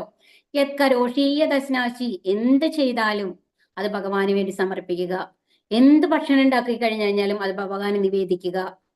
അതുപോലെ എന്ത് ദാനം കൊടുത്തു കഴിഞ്ഞാലും, അപ്പൊ ഒരാൾക്ക് നമ്മൾ ഒരു സാമ്പത്തിക സഹായം ചെയ്യുന്നുണ്ടെങ്കിൽ എന്ത് ചെയ്യണം? ഭഗവാന് സമർപ്പിച്ചുകൊണ്ട് അത് അയാൾക്ക് കൊടുക്കുക. അപ്പൊ എന്ത് തപശ്ചര്യകൾ അനുഷ്ഠിക്കുന്നുവോ, എന്തൊക്കെ നമ്മൾ ചെയ്യുന്നുവോ അതെല്ലാം എന്ത് ചെയ്യണം? ഭഗവാന് വേണ്ടി സമർപ്പിച്ച് ചെയ്യുക. അപ്പൊ നമ്മൾ രാവിലെ എഴുന്നേറ്റുകൊണ്ട് ഭഗവാന് നമ്മൾക്ക് എഴുന്നേൽക്കുന്നതിന് ഒരു ബുദ്ധി തന്നു അല്ലെ? നമ്മൾക്ക് വീണ്ടും ഒരു ദിവസം തരികയാണ് ഭഗവാൻ. എന്തിനു വേണ്ടിയിട്ട്? ഭക്തി സേവനങ്ങൾ ചെയ്യാൻ, ഭഗവാനെ കുറിച്ച് ആലോചിക്കാൻ, ഭഗവാനിലേക്ക് എത്താനുള്ള ഒരു ശ്രമത്തിന് വേണ്ടിയിട്ട് ഒരു ദിവസം കൂടി നമ്മൾക്ക് തന്നതിന് നമ്മൾക്ക് നന്ദി പറഞ്ഞുകൊണ്ട് ഒരു ദിവസം തുടങ്ങാം അല്ലെ? അപ്പൊ അങ്ങനെ ആ ദിവസം തുടങ്ങി കഴിഞ്ഞു കഴിഞ്ഞാൽ പിന്നെ എന്താണ്? എല്ലാം ഭഗവാന് അർപ്പിച്ച് ചെയ്യുക. കാരണം ഏത് നിമിഷം വേണമെങ്കിലും നമ്മളുടെ പിന്നിൽ ഒരു യമദൂതനായിട്ട് മരണം ഉണ്ടാവാം അല്ലേ? അത് നമ്മൾക്ക് അറിയില്ല. അപ്പൊ ഏത് നിമിഷമാണ് നമ്മളെ മരണം കാത്തിരിക്കുന്നത് നമ്മൾക്ക് അറിയില്ല. അപ്പൊ ആ നിമിഷം വരയ്ക്കും നമ്മൾക്ക് എന്ത് ചെയ്യാം? ഭഗവാനിലേക്ക് എത്താനുള്ള പ്രയത്നങ്ങൾ ചെയ്യാം. അപ്പൊ എന്ത് ചെയ്യണം? എന്ത് പ്രവൃത്തി ചെയ്തു കഴിഞ്ഞാലും അത് ഭഗവാന് വേണ്ടി സമർപ്പിക്കുക എന്നുള്ളത് മാത്രമാണ് ഭഗവാൻ നമ്മളോട് ചെയ്യാൻ പറയുന്നത്. ഏത് സന്ദർഭത്തിലും കൃഷ്ണനെ മറന്നു പോകാത്ത വിധത്തിലായിരിക്കണം ജീവിതത്തെ ചിട്ടപ്പെടുത്തുന്നത്. ഓരോ മനുഷ്യന്റെയും കടമയാണിത്. ജീവിക്കാൻ വേണ്ടി എല്ലാവരും ഭക്ഷണം കഴിക്കേണ്ടിയിരിക്കുന്നു. അപ്പോൾ കൃഷ്ണനെ നിവേദിച്ച് ആഹാരം സ്വീകരിക്കുകയല്ലേ നല്ലത്? അത് നമ്മുടെ ശരീരത്തിന് നമ്മൾ നിലനിർത്തണം അല്ലെ? കാരണം അത് നിലനിർത്താണ്ടിരിക്കാൻ പറ്റില്ല. നമുക്ക് ദാഹിച്ച് വിശന്ന് വലഞ്ഞിരിക്കാൻ സാധിക്കില്ല. അതിനെ നിലനിർത്തണം. അപ്പൊ എന്ത് ചെയ്യണം? അത് ചെയ്യുന്നതെല്ലാം എന്ത് ചെയ്യുക? ഭഗവാന് വേണ്ടി സമർപ്പിച്ചിട്ട് നമ്മൾ ആ ഭക്ഷണം കഴിക്കുക. ഭഗവാന് വേണ്ടി സമർപ്പിച്ചുകൊണ്ട് ആ വെള്ളം കുടിക്കുക. അതിന് എല്ലാം ഭഗവാന് വേണ്ടി സമർപ്പിച്ച് ചെയ്യുമ്പോൾ അത് പ്രസാദമായി മാറുന്നു. അപ്പൊ നമ്മൾക്ക് പാപങ്ങൾ ഉണ്ടാവുന്നില്ല. നമ്മൾ അറിയാതെ കൊല്ലുന്ന ജീവികളുടെ അല്ലെ എത്രയോ നമ്മുടെ കാൽപാദങ്ങളിൽ മരിച്ചു പോകുന്നു. ഒരു വെള്ളം തിളപ്പിക്കുമ്പോൾ അതിൽ എത്ര ജീവികൾ മരിച്ചു പോകുന്നുണ്ടാവും. നമ്മളൊരു ഭക്ഷണം പാകം ചെയ്യാനായിട്ട് എടുക്കുന്ന വെള്ളം, കുടിക്കാൻ വേണ്ടി നമ്മൾ തിളപ്പിക്കുന്ന വെള്ളം, ഒന്ന് ആലോചിച്ച് നോക്കൂ. അപ്പൊ ഈ പാപങ്ങളിൽ നിന്നെല്ലാം വിമുക്തമാകുന്നത് എപ്പോഴാണ്? അതെല്ലാം ഭഗവാന് സമർപ്പിക്കുമ്പോൾ. കാരണം എന്താണ്? ഭഗവാന് സൃഷ്ടിക്കുള്ള അധികാരമുണ്ട്. അപ്പൊ അത് കാരണം കൊണ്ട് ഭഗവാനെ സൃഷ്ടിക്കാൻ സാധിക്കും. നമ്മൾക്കാണ് പാപം വരുന്നത്. എന്താ കാരണം? ഒരു സാധനത്തിനെ നശിപ്പിച്ചു കഴിഞ്ഞാൽ അതിനെ ജീവിപ്പിക്കാൻ നമ്മൾക്ക് സാധിക്കുന്നുണ്ടെങ്കിൽ അതിന് പാപമില്ല. പക്ഷെ നമ്മൾക്ക് നശിപ്പിക്കുന്ന സാധനങ്ങളിൽ ഏതിനെങ്കിലും നമുക്ക് ജീവൻ കൊടുക്കാനായിട്ട് സാധിക്കും? ഇല്ല. പക്ഷെ ഭഗവാൻ എങ്ങനെയാണ്? ഭഗവാൻ ജീവൻ എടുത്തു കഴിഞ്ഞാൽ അതേ നിമിഷം തന്നെ ഭഗവാന് ജീവനും കൊടുക്കാൻ സാധിക്കും. അപ്പൊ അതുകൊണ്ട് തന്നെ ഭഗവാനെ എല്ലാം സമർപ്പിക്കുമ്പോൾ നമ്മുടെ പാപങ്ങളെല്ലാം ഭഗവാൻ ഏറ്റെടുക്കുകയാണ് ചെയ്യുന്നത്. ഭഗവാന് പാപങ്ങളില്ല അല്ലെ? കാരണം ഭഗവാൻ തന്നെയാണ് സൃഷ്ടിക്കുന്നത്, ഭഗവാൻ തന്നെയാണ് തിരിച്ചെടുക്കുന്നതും അല്ലെ? പക്ഷെ നമ്മൾക്ക് അതിനുള്ള അധികാരങ്ങളില്ല. കാരണം നമ്മൾക്ക് അതിനുള്ള കഴിവുമില്ല എന്നുള്ളത് ആലോചിക്കണം. അപ്പൊ എല്ലാം എന്ത് ചെയ്യുക? ഭഗവാന് വേണ്ടി സമർപ്പിക്കുക എന്നുള്ളതാണ് ഇവിടെ പറയുന്നത്. ശുഭാശുഭഫലൈരേവം മോക്ഷ്യസേ കർമ്മ ബന്ധനൈഹി സന്യാസയോഗയുക്താത്മാ വിമുക്തോമാവു ഭൈഷ്യസി. ഇങ്ങനെ കർമ്മബന്ധങ്ങളിൽ നിന്നും തജ്ജന്യങ്ങളായ ഗുണദോഷ ഫലങ്ങളിൽ നിന്നും നിനക്ക് സ്വതന്ത്രനാകാം. പരിത്യാഗം എന്ന തത്വം ഉൾക്കൊണ്ട് എന്നിൽ മനസ്സുറപ്പിച്ച് വിമുക്തനായി നിനക്ക് എന്നെ പ്രാപിക്കാം. ഇപ്പൊ എന്താ പറയേണ്ടത്? സ്വന്തമായിട്ടുള്ള ആഗ്രഹങ്ങളില്ലാണ്ട് എല്ലാം ഭഗവാന് വേണ്ടി സമർപ്പിക്കുക. എല്ലാം ഭഗവാന് സമർപ്പിച്ചുകൊണ്ട് നമ്മൾ സ്വീകരിക്കുക. അപ്പൊ നമ്മളൊക്കെ ഗുണദോഷങ്ങൾ ഇല്ലാതാവും, പുണ്യങ്ങൾ ഉണ്ടാവില്ല, പാപങ്ങൾ ഉണ്ടാവില്ല. കർമ്മഫലം അത്രയും കൃഷ്ണൻ അർപ്പിക്കുന്നതിനെയാണ് യുക്തവൈരാഗ്യം എന്ന് പറയുന്നത്. എന്നാൽ എല്ലാം നമ്മളുടെ താല്പര്യങ്ങൾക്ക് വേണ്ടിയിട്ട് നമ്മൾ എന്തെങ്കിലും ഉപേക്ഷിക്കുന്നു എന്നൊക്കെ നമ്മൾ പറയുന്നുണ്ടല്ലോ, അതിനെയാണ് ഫാൽഗു വൈരാഗ്യം എന്ന് പറയുക. ഫാൽഗു എന്ന് പറയുന്നത് ഒരു നദിയാണ്. അപ്പൊ ആ നദിയുടെ പ്രത്യേകത എന്താണെന്നുണ്ടെങ്കിൽ ആ നദിയില് മേലെ കണ്ടു കഴിഞ്ഞാൽ നമുക്ക് അത്രയും വെള്ളം തോന്നും. പക്ഷെ അതിൽ കാല് വെച്ച് കഴിഞ്ഞാൽ നമുക്ക് മുട്ടിന്റെ അത്രയും പോലും വെള്ളം ഉണ്ടാവില്ല. അത്രയും ഷാലോ ആണ്, ആഴം കുറഞ്ഞതാണ്. അതുപോലെയാണ് നമ്മളുടെ സ്വാർത്ഥ താല്പര്യങ്ങൾക്ക് വേണ്ടിയിട്ട് ഏതെങ്കിലും വേണ്ടാന്ന് വെക്കുന്നു എന്നൊക്കെ പറയുന്നത് ഫാൽഗു വൈരാഗ്യമാണ്. എന്നാൽ ഭഗവാന് വേണ്ടിയിട്ട് നമ്മളെല്ലാം ചെയ്യാന്ന് പറയുമ്പോൾ നമ്മളുടെ ആഗ്രഹങ്ങളെ നമ്മൾ ഉപേക്ഷിക്കുകയാണ് ചെയ്യുന്നത് അല്ലെ? ഭഗവാന് വേണ്ടിയിട്ട്. അതിനെയാണ് യുക്ത വൈരാഗ്യം എന്ന് പറയുന്നത്. മുക്തി എന്താണെന്ന് ഇവിടെ വ്യക്തമാക്കിയിട്ടുണ്ട്. അയാൾ ബ്രഹ്മജ്യോതിസിൽ ലയിക്കുകയല്ല, മറിച്ച് ഭഗവത് ധാമം പോകുകയാണ് ചെയ്യുന്നത്. അപ്പൊ എന്താണ് മുക്തി എന്ന് പറഞ്ഞാൽ? എന്താണ്? ഭഗവത് ധാമത്തിലേക്ക് എത്തുന്നതിനാണ് എന്തെന്ന് പറയുന്നത്? മുക്തി എന്ന് പറയുന്നത്. ഭഗവത് സേവനത്തിൽ തികച്ചു മുഴുകിയ ഒരു പരമഭക്തൻ ചിലപ്പോൾ വേദവിധികൾക്ക് എതിരായി പ്രവർത്തിക്കുന്നത് പോലെ തോന്നിയേക്കാമെങ്കിലും വാസ്തവത്തിൽ അങ്ങനെയല്ല. അപ്പൊ എന്താണ്? ഭഗവത് സേവനത്തിൽ തികച്ചു മുഴുകിയിട്ടുള്ള ഒരു പരമഭക്തൻ ചെയ്യുന്ന കാര്യങ്ങൾ പുറത്ത് നോക്കിക്കഴിഞ്ഞാൽ ചിലപ്പോൾ അയാൾ ഒരു ഇറച്ചിവെട്ടുകാരനായിരിക്കാം. അയാളുടെ മനസ്സ് മുഴുവൻ ഭഗവാനെ സമർപ്പിച്ചിട്ടാണ്. പക്ഷെ അയാളുടെ ദേഹം നിലനിർത്താൻ ചെയ്യുന്ന ജോലി ചിലപ്പോ ഏതെങ്കിലും അങ്ങനത്തെ കടകളിലായിരിക്കും അയാൾ ജോലി ചെയ്യുന്നത്. പക്ഷേ അയാൾ ചെയ്യുന്നത് തെറ്റല്ല എന്നാണ് പറയുന്നത്. കാരണം അയാൾ ഭഗവാനിൽ സമർപ്പിച്ച് അയാളുടെ ഡ്യൂട്ടി ചെയ്തുകൊണ്ടിരിക്കുകയാണ് എന്നുള്ളതാണ്. അപ്പൊ ഏതെല്ലാം വിധത്തിൽ കൃഷ്ണനെ സേവിക്കാമെന്ന് സദാ ചിന്തിച്ചുകൊണ്ടിരിക്കുന്നവൻ മുക്തനായി കഴിഞ്ഞു എന്ന് നിശ്ചയിക്കാം. അപ്പൊ എന്താണ്, എങ്ങനെയൊക്കെ നമ്മൾ ഭഗവാനെ പ്രീതിപ്പെടുത്താം എന്നുള്ളത് ചിന്തിച്ചുകൊണ്ടിരിക്കുന്ന ഒരാള് തീർച്ചയായിട്ടും ഒരു മുക്തനാണ്. കാരണം അയാളെ കുറിച്ചല്ല ചിന്തിക്കുന്നത്. ഓരോ പ്രവൃത്തിയിലും എന്താണ്, ഇത് ഭഗവാൻ, ഈ പ്രവൃത്തി ഭഗവാനെ എങ്ങനെ സന്തോഷിപ്പിക്കും, ഞാൻ എങ്ങനെ ചെയ്താലാണ് ഭഗവാൻ സന്തോഷിക്കുക എന്നുള്ളതാണ് ഓരോ പ്രവൃത്തിയിലും അയാൾ ചിന്തിക്കുന്നത്. അപ്പൊ അങ്ങനെയുള്ള ഒരാള് മുക്തനാണ്. സമോഹം സർവഭൂതേഷു നമേദേഷ്യോസ്തി ന പ്രിയഃ യേ ഭജന്തി തു മാം ഭക്ത്യാ മയീ തേ തേഷു ചാപ്യഹം. എനിക്ക് ആരോടും അസൂയയില്ല, പക്ഷപാതവുമില്ല, എല്ലാത്തിനോടും സമഭാവനയാണ് എനിക്കുള്ളത്. പക്ഷെ ഭക്തി പുരസരം ആരാണോ എന്നെ സേവിക്കുന്നത് അയാൾ എന്റെ സുഹൃത്തും ഞാൻ അയാളുടെ സുഹൃത്തുമാണ്. അവൻ എന്നിൽ അധിവസിക്കുന്നു. അപ്പൊ ഇനിയിപ്പോ എന്താ പറയുന്നത്, അടുത്തത് എന്താ പറയുന്നത് ഭഗവാൻ? ഇപ്പൊ എന്താണ്, ആദ്യം പത്രം പുഷ്പം ഫലം തോയെന്ന് പറഞ്ഞു. പിന്നെ എന്താ പറയുന്നത്, യത്കരോഷി യദസ്നാസി, എല്ലാം ഭഗവാന് സമർപ്പിക്കുക എന്ന് പറഞ്ഞു. ഇപ്പൊ ഇവിടെ എന്താ പറയുന്നത്, സമോഹം സർവഭൂതേഷു നമേദേഷ്യോസ്തി ന പ്രിയഃ. എനിക്ക് ആരോടും അസൂയയില്ല, ഭഗവാൻ എല്ലാം തുല്യനാണ്. കാരണം ഭഗവാന്റെ സൃഷ്ടികളാണ് എല്ലാവരും. ഒരേ അച്ഛനും അമ്മയ്ക്കും രണ്ട് മക്കളോട് തമ്മിൽ ഒരേ അമ്മയുടെ വയറ്റിൽ നിന്ന് ജനിച്ച രണ്ട് കുട്ടികളാണ് അല്ലെ, അവരോട് വ്യത്യാസം ഉണ്ടാവോ? ഇല്ല. ആരോടും അസൂയയും പക്ഷപാതവും ഇല്ല, എല്ലാത്തിനോടും സമഭാവനയാണുള്ളത്. പക്ഷെ ഭക്തി പുരസരം ആരാണോ എന്നെ സേവിക്കുന്നത്, ഇവിടെ പോയിന്റ് എന്താ ഭഗവാൻ പറയുന്നത്, പക്ഷെ ആരാണോ എന്നിലേക്ക് തിരിച്ചു വരണം എന്ന് ആഗ്രഹിക്കുന്നത്, ആരാണോ എന്നെ ഭക്തി പുരസരം സേവിക്കുന്നത് അയാൾ എന്റെ സുഹൃത്താണ്, ഞാൻ അയാളുടെ സുഹൃത്തുമാണ്. ഭഗവാൻ ആരുടെയാണ് സുഹൃത്ത്?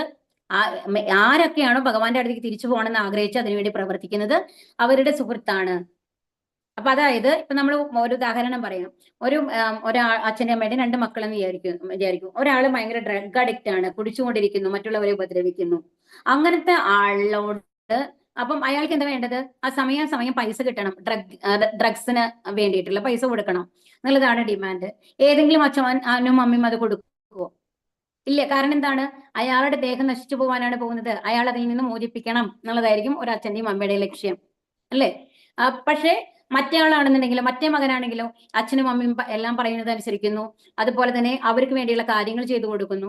അങ്ങനത്തെ ഒരാളോട് അപ്പം അവൻ എപ്പോ പൈസ ചോദിച്ചു കഴിഞ്ഞാലും കൊടുക്കും, കാരണം നല്ല കാര്യങ്ങൾക്ക് വേണ്ടിയിട്ടാണ് ഉപയോഗിക്കുന്നത്. അപ്പം ഒരു അച്ഛനും അമ്മയും ഡ്രഗ്സ് വാങ്ങാൻ വേണ്ടിയിട്ട് ഒരാൾക്ക് പൈസ കൊടുക്കുന്നില്ല, എന്നാൽ നല്ല കാര്യങ്ങൾക്ക് വേണ്ടിയിട്ട് മറ്റേ മകന് പൈസ കൊടുക്കുന്നു എന്നുള്ളത് കൊണ്ട് ആ നല്ല മകനോട്, നല്ല സ്വഭാവമുള്ള മകനോട് പക്ഷപാതം ഉണ്ടെന്ന് നമുക്ക് പറയാനായിട്ട് സാധിക്കും? ഇല്ല. കാരണം എന്താണ്, എന്തുകൊണ്ടാണ് പണം കൊടുക്കാത്തത്? അവൻ വീണ്ടും ചീത്തയായി പോകുന്നു, അയാളുടെ ദേഹം നശിക്കുന്നു, അതിൽ നിന്ന് അവനെ മോചിപ്പിക്കണം എന്നുള്ളതാണ് അച്ഛന്റെയും അമ്മയുടെയും ലക്ഷ്യം. അതുകൊണ്ടാണ്. അതുപോലെ തന്നെയാണ് നമ്മ ഭഗവാനോട് ദേഷ്യം, ഭഗവാൻ എന്റെ കാര്യങ്ങളും നടത്തി തരുന്നില്ല, എനിക്ക് എപ്പോഴും ദുഃഖമാണെന്നുണ്ടെങ്കിൽ നമ്മൾ എന്താണ് മനസ്സിലാക്കേണ്ടതെന്നുണ്ടെങ്കിൽ നമ്മൾ ഭൗതികതയിൽ മുഴുകിപ്പോയിരിക്കുകയാണ്, നമ്മൾ തെറ്റുകളാണ് ചെയ്തുകൊണ്ടിരിക്കുന്നത്. ഭഗവാൻ അതിൽ നിന്ന് നമ്മളെ മോചിപ്പിക്കാൻ ശ്രമിച്ചുകൊണ്ടിരിക്കുകയാണ്. എന്നാൽ ഒരാളുടെ ലൈഫിൽ എല്ലാം നല്ല കാര്യങ്ങൾ നടക്കുന്നത് ഉണ്ടെന്നുണ്ടെങ്കിലോ അയാൾ നല്ല കാര്യങ്ങളാണ് ചെയ്യുന്നത്, മറ്റുള്ളവർക്ക് ഉപകാരമുള്ള കാര്യങ്ങളാണ് ചെയ്യുന്നത്, അതിനെ പ്രോത്സാഹിപ്പിക്കുകയാണ് ഭഗവാൻ ചെയ്യുന്നത് എന്ന് ആലോചിക്കണം. അപ്പൊ ഒരിക്കലും ഭഗവാന് പക്ഷപാതമില്ല. പക്ഷെ ഒരു ശുദ്ധഭക്തനായ ഒരാളോട് കൂടുതൽ സ്നേഹമുള്ള മാതിരി നമ്മൾക്ക് തോന്നും എന്നുള്ളതാണ്. കാരണം എന്താണ്, ഭഗവാൻ എപ്പോഴും അവരുടെ ഉള്ളിലുണ്ട്, അവരുടെ അതുപോലെ തന്നെ അവര് ഭഗവാന്റെ മനസ്സിലുണ്ട്. താൻ ചൊരിയുന്ന മഴവെള്ളം ഭൂമിയിലോ കുന്നിൻ പുറത്തോ വെള്ളത്തിലോ ചെന്ന് വീഴുന്നു എന്ന് ഓർക്കാറില്ല, എങ്കിലും ഭക്തന്മാരിൽ അദ്ദേഹത്തിന് ചോദിച്ചൊരു താല്പര്യമുണ്ട്. അതായത് മഴവെള്ളം എവിടെയാണ് വന്ന് വീഴുന്നത്, എപ്പോഴെങ്കിലും അത് വീഴും, അത് വന്ന് വീണോർത്ത് വീഴും അല്ലെ. ചിലപ്പോൾ ഭൂമിയിലായിരിക്കാം, ചിലപ്പോൾ നല്ല സ്ഥലത്തായിരിക്കാം, ചിലപ്പോൾ ചീത്ത സ്ഥലത്തായിരിക്കാം വന്ന് വീഴുന്നത്. എന്നാൽ എല്ലായിടത്തും ഒരേ മഴവെള്ളം വന്ന് വീഴുന്നുണ്ട്. അതുപോലെ തന്നെ ഭഗവാന് എല്ലാവരും തുല്യരാണ്. പക്ഷെ ഭക്തന്മാരോട് അവർക്ക് കുറച്ച് താല്പര്യം കൂടും. എന്താണ് കാരണം, അത് നല്ല വഴിക്ക് അവർ തിരിച്ചു വരികയാണ് ചെയ്യുന്നത്. അപ്പൊ അവരോട് നമ്മൾക്കൊരു സ്നേഹം തോന്നും അല്ലെ, വേഗം എന്റെ അടുത്തേക്ക് വരും, ഇനി വീണ് തെറ്റുകളിലേക്ക് പോകരുത് എന്ന് പറഞ്ഞ് അവരൊന്ന് പ്രൊട്ടക്ട് ചെയ്യാൻ നമ്മൾ നോക്കും അല്ലെ. പരസ്പര കൈമാറ്റത്തിൻ്റെതാണ് ഈ ബന്ധം. യേതാമാം പ്രപത്യന്തേ താം തദൈവ ഭജാമ്യഹം. എനിക്ക് സ്വയം സമർപ്പിക്കുന്നവരെ അതേ വിധത്തിൽ ഞാൻ രക്ഷിക്കുന്നു. അപ്പൊ ഏത് രീതിയിലാണ് ഭഗവാനോട് നമ്മൾ സമീപിക്കുന്നത് ആ ഭാവത്തോടു കൂടിയിട്ട് ഭഗവാൻ നമ്മൾക്ക് തിരിച്ചു തരും എന്നാണ് പറയുന്നത്. വിശുദ്ധാവസ്ഥയിലുള്ള ജീവാത്മാക്കളത്തിലെ ഭക്തന്മാരുടെ ഭക്തനാണ് ഭഗവാൻ. ഭഗവാൻ ഒരു കൽപ്പവൃക്ഷമാണ്, അതിൽ നിന്ന് ആരെന്ത് നേടാൻ ആഗ്രഹിക്കുന്നുവോ അത് ലഭിക്കും. അപ്പൊ എന്താ പറയുന്നത്, ഭഗവാൻ ഒരു കൽപ്പവൃക്ഷമാണ്. അതായത് ഭഗവാൻ എന്താണോ നമ്മൾക്ക് വേണ്ടത് അതാണ് ഭഗവാൻ തരുന്നത്. ചീത്ത കാര്യങ്ങളാണ് നിങ്ങൾ ആഗ്രഹിക്കണത്, ചീത്ത കാര്യങ്ങൾ കിട്ടും, നല്ലതാണെങ്കിലോ നല്ലത് കിട്ടും. അതാണ്. അപ്പൊ നമ്മളാണ് തീരുമാനിക്കേണ്ടത് എന്താണ് ഭഗവാൻ എന്തും തരാൻ തയ്യാറാണ്. നമ്മൾ എന്താണോ ചോദിക്കുന്നത് മനസ്സിലാക്കണം. അഭിചേത് സുദുരാചാരോ ഭജതേമാമന്യം അനന്യഭാഗ് സാധുരേവാമന്തവ്യ വ്യവസിതോ ഹി സഹ. ഒരാൾ അത്യന്തം ഹീനമായ ഒരു ദുഷ്കർമ്മം ചെയ്താൽ പോലും ഭക്തിപൂർവ്വം ഭഗവത് സേവനത്തിൽ ഏർപ്പെടുന്ന പക്ഷം അയാളെ സാധു എന്ന് കരുതണം. കാരണം തന്റെ ദൃഢവിശ്വാസത്തിൽ അദ്ദേഹം ശരിയായി വർത്തിക്കുന്നു. ഇതാണ് ഇപ്പൊ ചില ആൾക്കാർ ഒരുപാട്, ഇപ്പൊ നമ്മള് പറഞ്ഞു അല്ലെ, നമ്മളുടെ രത്നാകരന്റെ കഥ പറഞ്ഞു, അതുപോലെ മൃഗാരിയുടെ കഥ പറഞ്ഞു. അവരൊക്കെ എന്താ ചെയ്തിരുന്നത്?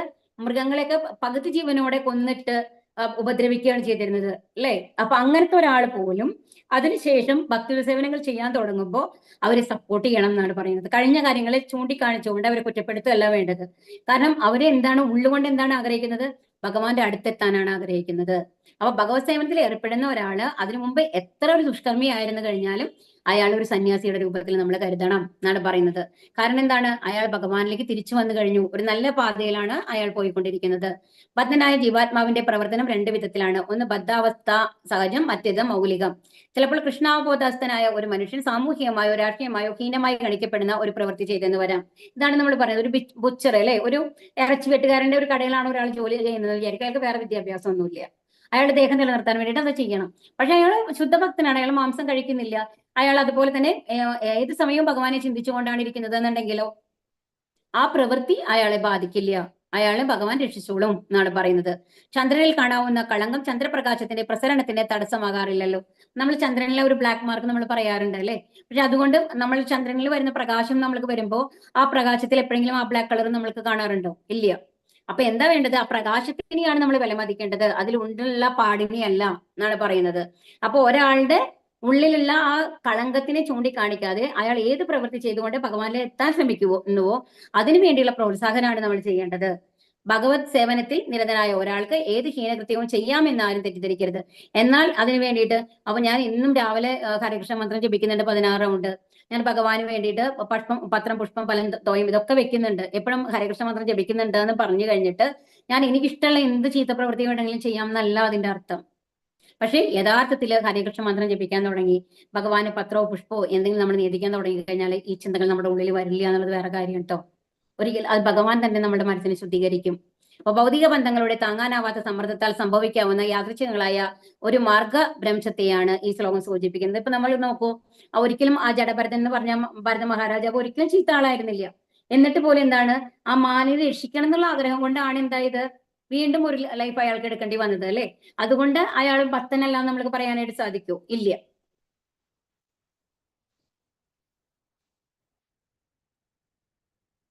ക്ഷിപ്രം ഭവതി ധർമാത്മാ ശശ്വച്ഛാന്തിം നിഗച്ഛതി കൗന്ദേയ പ്രതിജാനീഹി നമേ ഭക്ത പ്രണശ്യതി. അവൻ വേഗത്തിൽ ധാർമ്മികനായി തീർന്ന് ശാശ്വതമായ ശാന്തി നേടുന്നു.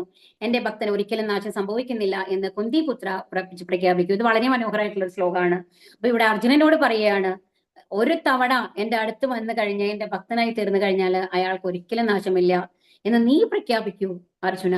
എന്തുകൊണ്ടാണ് അർജുനനോടാണ് പ്രഖ്യാപിക്കാൻ പറയുന്നത്? എന്തുകൊണ്ടാണ് ഭഗവാൻ സ്വയം പറയാത്തത്? ഭഗവാൻ സ്വയം പറയല്ലേ വേണ്ടു. എന്താ കാരണം? ഭഗവാൻ തന്റെ ഭക്തന്റെ വാക്കുകൾക്ക് അത്രയും വിലയാണ് കൊടുക്കുന്നത്. അപ്പൊ ഭഗവാൻ സ്വയം പ്രോമിസ് ചെയ്ത കാര്യങ്ങൾ ഒരു പക്ഷെ തെറ്റിച്ചേക്കാം. പക്ഷെ ഒരു ഭക്തൻ പ്രോമിസ് ചെയ്തിട്ടുണ്ടെന്നുണ്ടെങ്കിൽ ഒരിക്കലും അത് തെറ്റിക്കാൻ വിടില്ല. നമ്മൾ ഭീഷ്മദേവരെ കഥ അറിയാം അല്ലേ. അപ്പൊ ആദ്യം എന്താണ്, 5 അസ്ത്രങ്ങൾ എടുത്തു വെക്കുകയാണ് ഈ പാണ്ഡവരെ കൊല്ലാൻ വേണ്ടിയിട്ട് ദുര്യോധനോട് പറഞ്ഞിട്ട്. എന്നിട്ട് ആ ദുര്യോധനൻ അത് എടുത്തിട്ട് പോവാണ്. ഞാൻ സൂക്ഷിച്ചു വെച്ചോളാം, നാളെ നിങ്ങൾക്ക് തരാം എന്ന് പറഞ്ഞു കഴിഞ്ഞിട്ട്. പക്ഷെ എന്ത് ചെയ്യുന്നു, അതിനു മുമ്പ് അർജുനൻ ഒരു തവണ ദുര്യോധനെ രക്ഷിച്ചിട്ടുണ്ട്. അപ്പോ ഒരു വരം കൊടുത്തിട്ടുണ്ട്. ദുര്യോധനൻ പറഞ്ഞിട്ടുണ്ട്, നീ എന്ത് എന്നോട് വന്ന് ചോദിച്ചു കഴിഞ്ഞാൽ ഞാൻ നിനക്ക് ചെയ്തു തരാം എന്നുള്ളത് ഒരു പ്രോമിസ് കൊടുത്തിട്ടുണ്ട് ദുര്യോധനൻ, ജീവൻ രക്ഷിച്ചതിന് പ്രത്യുപകാരമായിട്ട്. അപ്പോ കൃഷ്ണൻ അർജുനനെ കൊണ്ട് ദുര്യോധനോട് ചോദിപ്പിക്കുകയാണ്, ആ 5 അസ്ത്രങ്ങൾ വാങ്ങുക എന്നും പറഞ്ഞിട്ട്. എന്നിട്ട് എല്ലാം അറിയാവുന്നതല്ലേ ഭഗവാൻ അറിയാത്തത് ഏതെങ്കിലും ഉണ്ടോ? എന്നിട്ട് അർജുനൻ പോയി ആ അസ്ത്രങ്ങൾ വാങ്ങിയിട്ട് വരികയാണ്. അപ്പൊ പിറ്റേ ദിവസം രാവിലെ നോക്കുമ്പോ എന്താണ്, ഭീഷ്മർക്ക് വന്നിട്ട് അസ്ത്രങ്ങളില്ല, ഇനി പാണ്ഡവരെ തോൽപ്പിക്കാനായിട്ട് സാധിക്കില്ല എന്ന് മനസ്സിലാവുകയാണ്. അപ്പോ ഭീഷ്മർ ശപഥം എടുക്കുകയാണ്, എന്തെന്ന്, കൃഷ്ണ നീ എന്റെ ഇത് തെറ്റിപ്പിച്ചു. കാരണം ഞാൻ 5 ശാസ്ത്രങ്ങൾ കൊണ്ട് ഞാൻ ഇവരെ കൊല്ലാമെന്നാണ് ഞാൻ വിചാരിച്ചിരുന്നത്. പക്ഷെ അതെനിക്കിന്ന് സാധിക്കില്ല. ആ അസ്ത്രങ്ങൾ എന്റെ കയ്യിൽ നിന്ന് പോയി. പക്ഷേ നീ ഇതേമാതിരി യുദ്ധത്തിന് മുമ്പ് എന്ത് പറഞ്ഞു, ആയുധം എടുക്കില്ല എന്ന്. പക്ഷെ ഇന്ന് ആയുധം നിന്നെ കൂടി ഞാൻ എടുപ്പിക്കും എന്നുള്ളത്. ഭീഷ്മർ എന്ന് പറയുന്നത് ഏറ്റവും ശുദ്ധഭക്തനാണ് ഭഗവാന്റെ. അപ്പൊ ആ ഭീഷ്മരുടെ വാക്ക് പാലിപ്പിക്കാൻ വേണ്ടിയിട്ടാണ് സത്യത്തിൽ പറഞ്ഞാല് ഭഗവാൻ വന്നു കഴിഞ്ഞിട്ട് ആ രഥത്തിന്റെ ചക്രം ഊരിക്കൊണ്ട് ഭീഷ്മദേവരുടെ അടുത്തേക്ക് ചെന്നത് എന്നാണ് പറയുന്നത്. അപ്പൊ ഭഗവാന്റെ വാക്ക്, ഒരു ഭക്തന്റെ വാക്ക് ഒരിക്കലും ഭഗവാൻ തെറ്റാൻ വിടില്ല. അപ്പൊ അതുകൊണ്ടാണ് അർജുനനോട് പറയുന്നതെന്ന്, ഒരു ഭക്തൻ ഒരിക്കലും നാശം സംഭവിക്കില്ല എന്ന് നീ പ്രഖ്യാപിക്കൂ അർജുന എന്ന് പറയുന്നത്. ഹീനകൃത്യങ്ങൾ കരുതിക്കൂട്ടിയോ അല്ലാതെയോ ചെയ്യുന്ന ഒരാളെങ്ങനെ ഒരു ശുദ്ധ ഭക്തനാകും? ഭക്തൻ സ്വഹൃദയത്തിൽ ഭഗവാനെ പ്രതിഷ്ഠിക്കുമ്പോൾ അതിലെ പാപമാലിന്യങ്ങളെല്ലാം സ്വാഭാവികമായി തേഞ്ഞു മാഞ്ഞു പോകും. നിരന്തരമായ ഭഗവദ്ധ്യാനം ആ ഭക്തനെ പരിശുദ്ധനാക്കുന്നു. നിരന്തരമായ ഭഗവത് സ്മരണ കൊണ്ട് ഭക്തന്റെ ഹൃദയത്തിൽ ശുദ്ധീകരണ പ്രക്രിയ നടന്നു പോരുകയാണല്ലോ. അപ്പോൾ ഓരോ തവണയും നമ്മൾ ഹരേ കൃഷ്ണ മന്ത്രം ജപിക്കുമ്പോൾ അത് ഭഗവാനെ തന്നെയാണ് നമ്മൾ മനസ്സിൽ കൊണ്ടുവരുന്നത്. അപ്പൊ എന്താ ഉണ്ടാവുന്നത്? ആ ധ്യാനം എന്ന് പറയുന്നത് നമ്മുടെ മനസ്സിനെ ശുദ്ധീകരിക്കുന്നു. ഹരേ കൃഷ്ണ കൃഷ്ണ കൃഷ്ണ ഹരേ ഹരേ, ഹരേ രാമ രാമ രാമ ഹരേ ഹരേ എന്ന മന്ത്രോച്ചാരണം നിലയ്ക്കാതെ തുടർന്ന് ചെയ്താൽ മാത്രം മതിയാവും. യാദൃച്ഛികങ്ങളായ വീഴ്ചകളിൽ നിന്ന് അത് ഭക്തനെ രക്ഷിക്കും. അപ്പൊ എന്ത് കഷ്ടം വന്നു കഴിഞ്ഞാലും, എന്ത് സംശയം വന്നാലും, ചെയ്യണോ ചെയ്യണ്ടയോ, ഞാൻ എന്ത് ചെയ്യണം ഈ സന്ദർഭത്തില് എന്ന് തോന്നുന്ന ഓരോ നിമിഷത്തിലും ഹരേ കൃഷ്ണ മന്ത്രം ജപിക്കുക. ഭഗവാൻ യുക്തമായ ബുദ്ധി തരും എന്നാണ് പറയുന്നത്.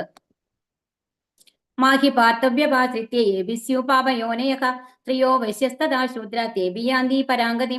പാർത്ത, എന്നെ ആശ്രയിക്കുന്നവർ അധമകുലത്തിൽ പിറന്നവരോ സ്ത്രീകളോ കച്ചവടക്കാരോ ശൂദ്രരോ ആരായാലും ശരി പരമപദം പ്രാപിക്കും. ഇനി അടുത്ത കണ്ടീഷൻ പറയാണ്. ഇനിയിപ്പോ എങ്ങനെയൊക്കെയാണ് ഭഗവാനെ വിളിക്കേണ്ടതെന്നൊക്കെ പറഞ്ഞു. ഇനിയിപ്പോ എന്താ ഭഗവാൻ പറയുന്നത്? ഇവിടെ വന്നു കഴിഞ്ഞിട്ട് എന്റെ മുമ്പിൽ സ്ത്രീകളില്ല, ശൂദ്രരില്ല, പണക്കാരില്ല, പാവങ്ങളില്ല, ആരുമില്ല.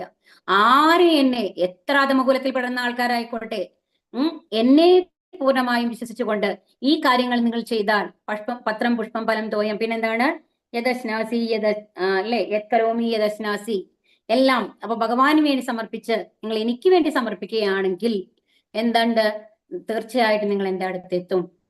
ഇവിടെ കുലമഹിമയൊന്നും പ്രാധാന്യമില്ല.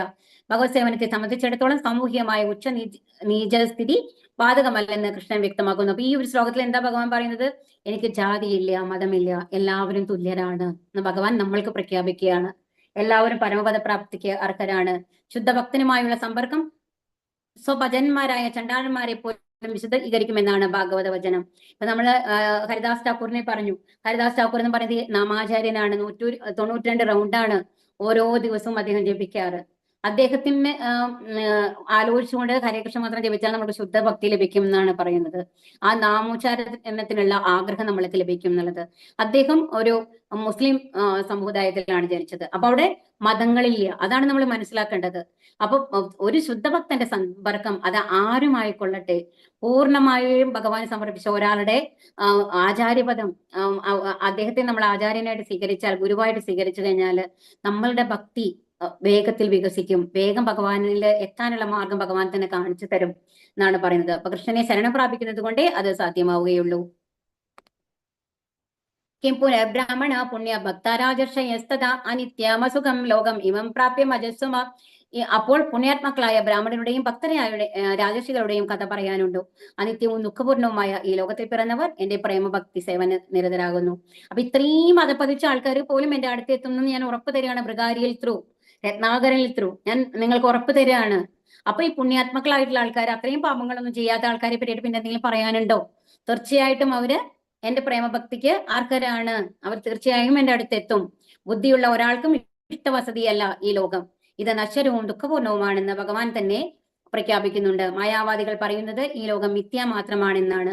അവർക്ക് ഈ ലോകം മായയത്രേ. ഈ പ്രപഞ്ചം മിഥ്യയല്ലെന്ന് നമുക്ക് ഭഗവത്ഗീതയിൽ നിന്ന് മനസ്സിലാക്കാം. രാജർഷിമാരുടെ കുലത്തിലാണ് അർജുനൻ ജനിച്ചത്. അദ്ദേഹത്തോടും ഭഗവാൻ പറയുന്നു, ഭക്തിപൂർവ്വം എന്നെ സേവിക്കുക, വേഗം സ്വധാമത്തിലേക്ക് എന്നിലേക്ക് തിരിച്ചു പോരൂ. അപ്പൊ രാജർഷികളുടെ കുലത്തിൽ ജനിച്ചവനായാലും ശരി, അധമ കുലത്തിനായ ജനിച്ചവനായാലും ശരി, സ്ത്രീയായാലും ശരി, ശൂദ്രനായാലും ശരി, ഏത് മഹർഷി വര്യനാണെങ്കിലും ശരി, ഒരേ ഒരു കാര്യമാണ് ഭഗവാൻ പറയുന്നത്. എന്താണ്? ഭക്തിപൂർവ്വം എന്നെ സേവിക്കുക, എന്റെ സ്വധാമത്തിലേക്ക് തിരിച്ചു വരിക. ഞാൻ നിങ്ങളെ 2 കൈയും നീട്ടി സ്വീകരിക്കാൻ തയ്യാറായിക്കൊണ്ട് നിൽക്കുകയാണ്. ഞാൻ നിങ്ങളെ വെയിറ്റ് ചെയ്ത് നിൽക്കുകയാണ്. വേഗം തിരിച്ചു വരൂ എന്നുള്ളതാണ് ഭഗവാൻ നമ്മളോട് ഈ ശ്ലോകത്തിൽ കൂടി പറയുന്നത്. മന്മനാഭവ മദ്ഭക്തോ മദ്യാജീമാം നമസ്കുരു മാമേ വൈശസി യുക്തൈവം ആത്മാനം മത് പരായണക. ഇതാണ് ഏറ്റവും ഇമ്പോർട്ടന്റ് ആയിട്ടുള്ള ശ്ലോകം കേട്ടോ. എന്നിൽ മനസ്സുറപ്പിക്കുക, ഭക്തനാവുക, എന്നെ ആരാധിക്കുകയും പ്രണമിക്കുകയും ചെയ്യുക. എന്നിൽ തന്നെ പൂർണ്ണമായും മുഴുകിയിരിക്കുന്നത് കൊണ്ട് നീ തീർച്ചയായും എന്നെ പ്രാപിക്കും. ഇതേ ശ്ലോകം 18ാമത്തെ അധ്യായത്തിൽ വരും. 65ാമത്തെ ശ്ലോകമായിട്ടാണ് വരിക തോന്നുന്നുണ്ട് കേട്ടോ. അപ്പൊ മന്മനാഭവ മദ്ഭക്തോ മദ്യാജീമാം നമസ്കുരു മാമേ വൈശസി യുക്തൈവം എന്നുള്ളതിന് പകരം അവിടെ കുറച്ച് വ്യത്യാസമായിട്ട് വരും. പ്രതിജാനെ പ്രിയോസിമേ എന്ന് പറഞ്ഞിട്ടാണ് അത് അവസാനിക്കുക. അപ്പൊ സെയിം ശ്ലോകമാണ്. അപ്പൊ എന്താ ഭഗവാൻ പറയുന്നത്? എന്നിൽ മനസ്സുറപ്പിക്കുക, ഭക്തനാവുക, എന്നെ ആരാധിക്കുകയും പ്രണമിക്കുകയും ചെയ്യുക. എന്നിൽ തന്നെ പൂർണ്ണമായും മുഴുകിയിരിക്കുന്നത് കൊണ്ട് നീ തീർച്ചയായും എന്നെ പ്രാപിക്കും. അപ്പൊ എന്താ ചെയ്യേണ്ടത്? എല്ലാ പ്രവൃത്തികളും ഭഗവാന് വേണ്ടി സമർപ്പിക്കുക. എല്ലാ സമയത്തും മനസ്സിലൊരു ഹരേ കൃഷ്ണ മന്ത്രം, ഭഗവാനെ കുറിച്ചുള്ള ഒരു സ്മരണ ഉണ്ടാവുക ഏത് പ്രവൃത്തി ചെയ്യുമ്പോഴും. അപ്പൊ ഒരു അമ്മ കുട്ടിയെ പറ്റിയിട്ട് എപ്പോഴും ആലോചിച്ചുകൊണ്ടിരിക്കും അല്ലെ? ഒരു ചെറിയ കുട്ടിയെ നമ്മൾ LKG ഒരു സ്കൂളിലേക്ക് വിടുമ്പോൾ അന്നത്തെ ദിവസം മുഴുവൻ എന്തായിരിക്കും? അയ്യോ, കുട്ടി എന്താ ചെയ്യുന്നുണ്ടാവുക? കുട്ടി വീഴുന്നുണ്ടാവോ? കരയുന്നുണ്ടാവോ? എന്നൊക്കെയായിരിക്കും ചിന്തകൾ. പക്ഷെ അതേ സമയം എന്ത് ചെയ്യും?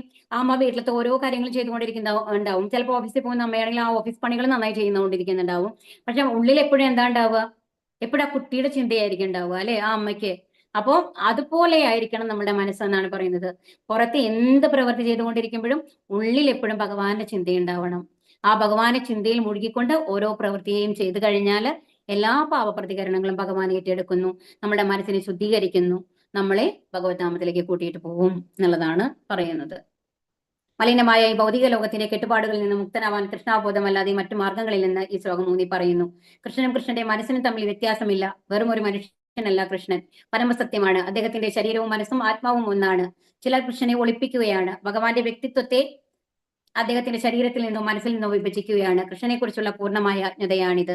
കംസൻ കൃഷ്ണൻ തന്നെ കൊല്ലാൻ വരുന്നതെന്ന് ഭയാക്രാന്തനായിരുന്നു. അങ്ങനെയുള്ള സ്മരണ നമ്മെ സഹായിക്കില്ല. പ്രേമഭക്തി പുരസ്സരമായിരിക്കണം കൃഷ്ണനെ സ്മരിക്കുന്നത്. വിഗ്രഹത്തിന് മുമ്പിൽ തലകുനിക്കുകയും തന്റെ ശരീരത്തിനെയും മനസ്സിനെയും കർമ്മങ്ങളെയും എല്ലാം കൃഷ്ണാർപ്പണമായി തീർക്കുകയും വേണം. കൃഷ്ണകഥകളുടെ ശ്രവണം, കീർത്തനം മുതലായ 9 പ്രക്രിയകളിൽ ഏർപ്പെടണം. തികച്ചും പരിശുദ്ധി നേടാത്തവർ നിരാകാര ബ്രഹ്മജ്യോതിസിലും സ്ഥാനീയ ബ്രഹ്മാവിലും ആകർഷരായി പോകുന്നു. എന്നാൽ ശുദ്ധഭക്തൻ നേരിട്ട് ഭഗവാനെ സേവിക്കുന്നു. അപ്പൊ എന്താ വേണ്ടത്?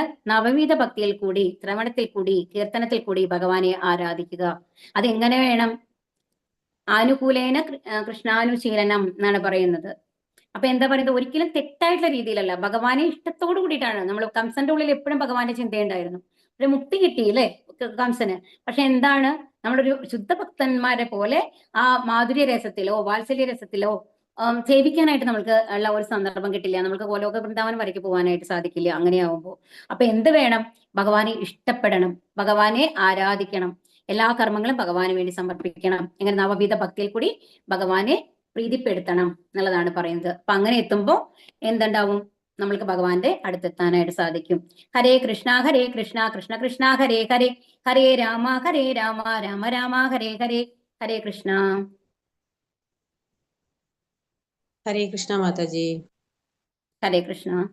ചോദ്യങ്ങൾ നോക്കണം അല്ലേ മാതാജി? ശ്ലോകം 34ന്റെ അതേ ശ്ലോകം ഏതായിരുന്നു എന്ന് പറഞ്ഞ? 1865 കേട്ടോ. ഒരു മിനിറ്റ്. 65 ആണെന്നാണ് എന്റെ ഓർമ്മ. നോക്കട്ടെ. അതാ 65, 1865 കേട്ടോ. മന്മനാഭവ മദ്ഭക്തം അത്യാജീമാം നമസ്കുരം മാമേ വൈശ്യസി സത്യം തേ പ്രതിജാനി പ്രിയോസിമേ. ഇതേ ശ്ലോകമാണ് വരിക. അത്രയും ഇമ്പോർട്ടന്റ് ആണ് ആ ശ്ലോകം. എല്ലാം ഭഗവാന് വേണ്ടി സമർപ്പിക്കാനായിട്ട് നമ്മളോട് പറയുന്ന ശ്ലോകമാണ്.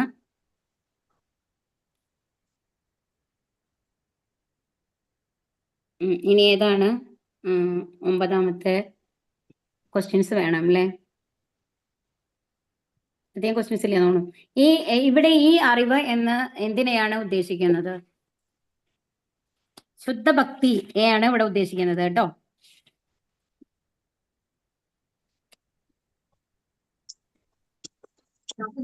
ശുദ്ധഭക്തിയുടെ സേവനം അല്ലെങ്കിൽ ശുദ്ധഭക്തി ആണ് ഇവിടെ ഉദ്ദേശിക്കുന്നത്. അറിവ് എന്ന് പറയുന്നത് കൊണ്ട് ഉദ്ദേശിക്കുന്നത്. അതല്ലേ. ഇനി അടുത്ത ക്വസ്റ്റ്യൻ വന്നിട്ട്, വിശ്വാസം എന്നാൽ എന്താണ്? ഭഗവാൻ കൃഷ്ണനെ സേവിക്കുന്നു. അതെ, അതാണ് വിശ്വാസം എന്ന് പറയുന്നത്.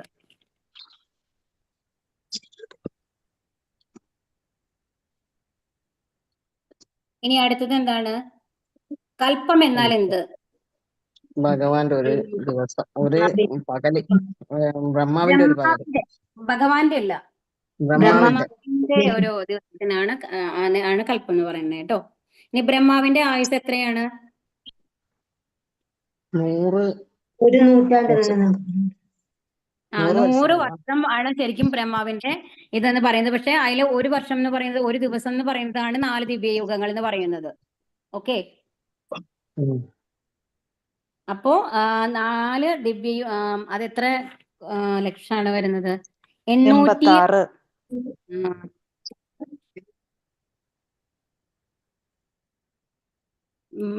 ഒരു മിനിറ്റ്. ആയുസ്സില് 3.11 ട്രില്യൺ ഇയേഴ്സ് ആണ് ശരിക്കും വരിക ബ്രഹ്മാവിന്റെ ആയുസ് എന്ന് പറയുന്നത് കേട്ടോ.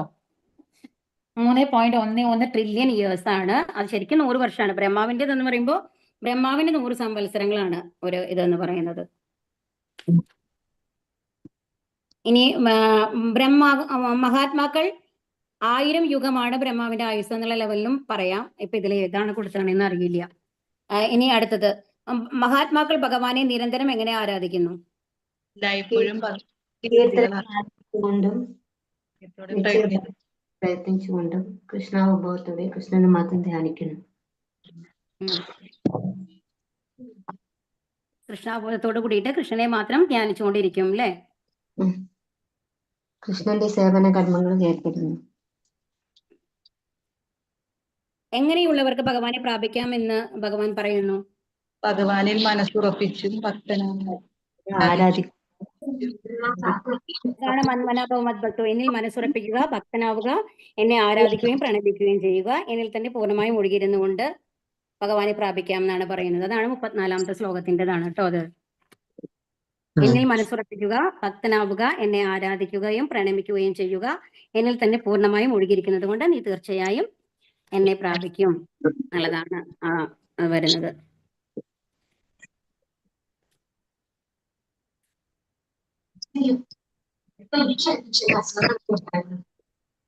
ഹരേ കൃഷ്ണ.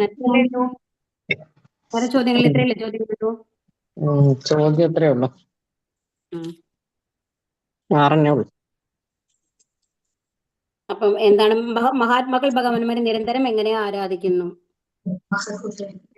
ഭഗവാന്റെ ദിവ്യരൂപത്തെ ധ്യാനിക്കുന്നു പൂർണ്ണ ഭക്തിയോടെ.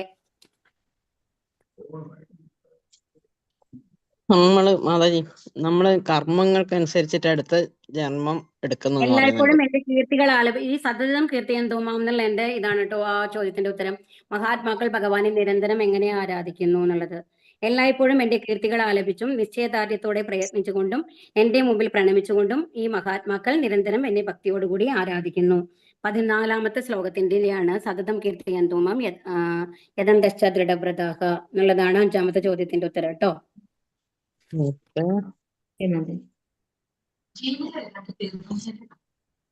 ഒന്നുകൂടി പറയാം. എല്ലായ്പ്പോഴും എന്റെ കീർത്തികൾ ആലപിച്ചുകൊണ്ടും നിശ്ചയദാർഢ്യത്തോടെ പ്രയത്നിച്ചുകൊണ്ടും എന്റെ മുമ്പിൽ പ്രണമിച്ചുകൊണ്ടും ഈ മഹാത്മാക്കൾ നിരന്തരം എന്നെ ഭക്തിയോടുകൂടി ആരാധിക്കുന്നു. ആ ശ്ലോകം ഇമ്പോർട്ടന്റ് ആണ് ശരിക്കും. സതതം കീർത്തയന്തോ മാം യദന്തശ്ച ദൃഢവ്രതാഹ നമസ്യന്തശ്ച മാം ഭക്ത്യാ നിത്യയുക്ത ഉപാസതേ എന്നുള്ള ശ്ലോകമാണ്.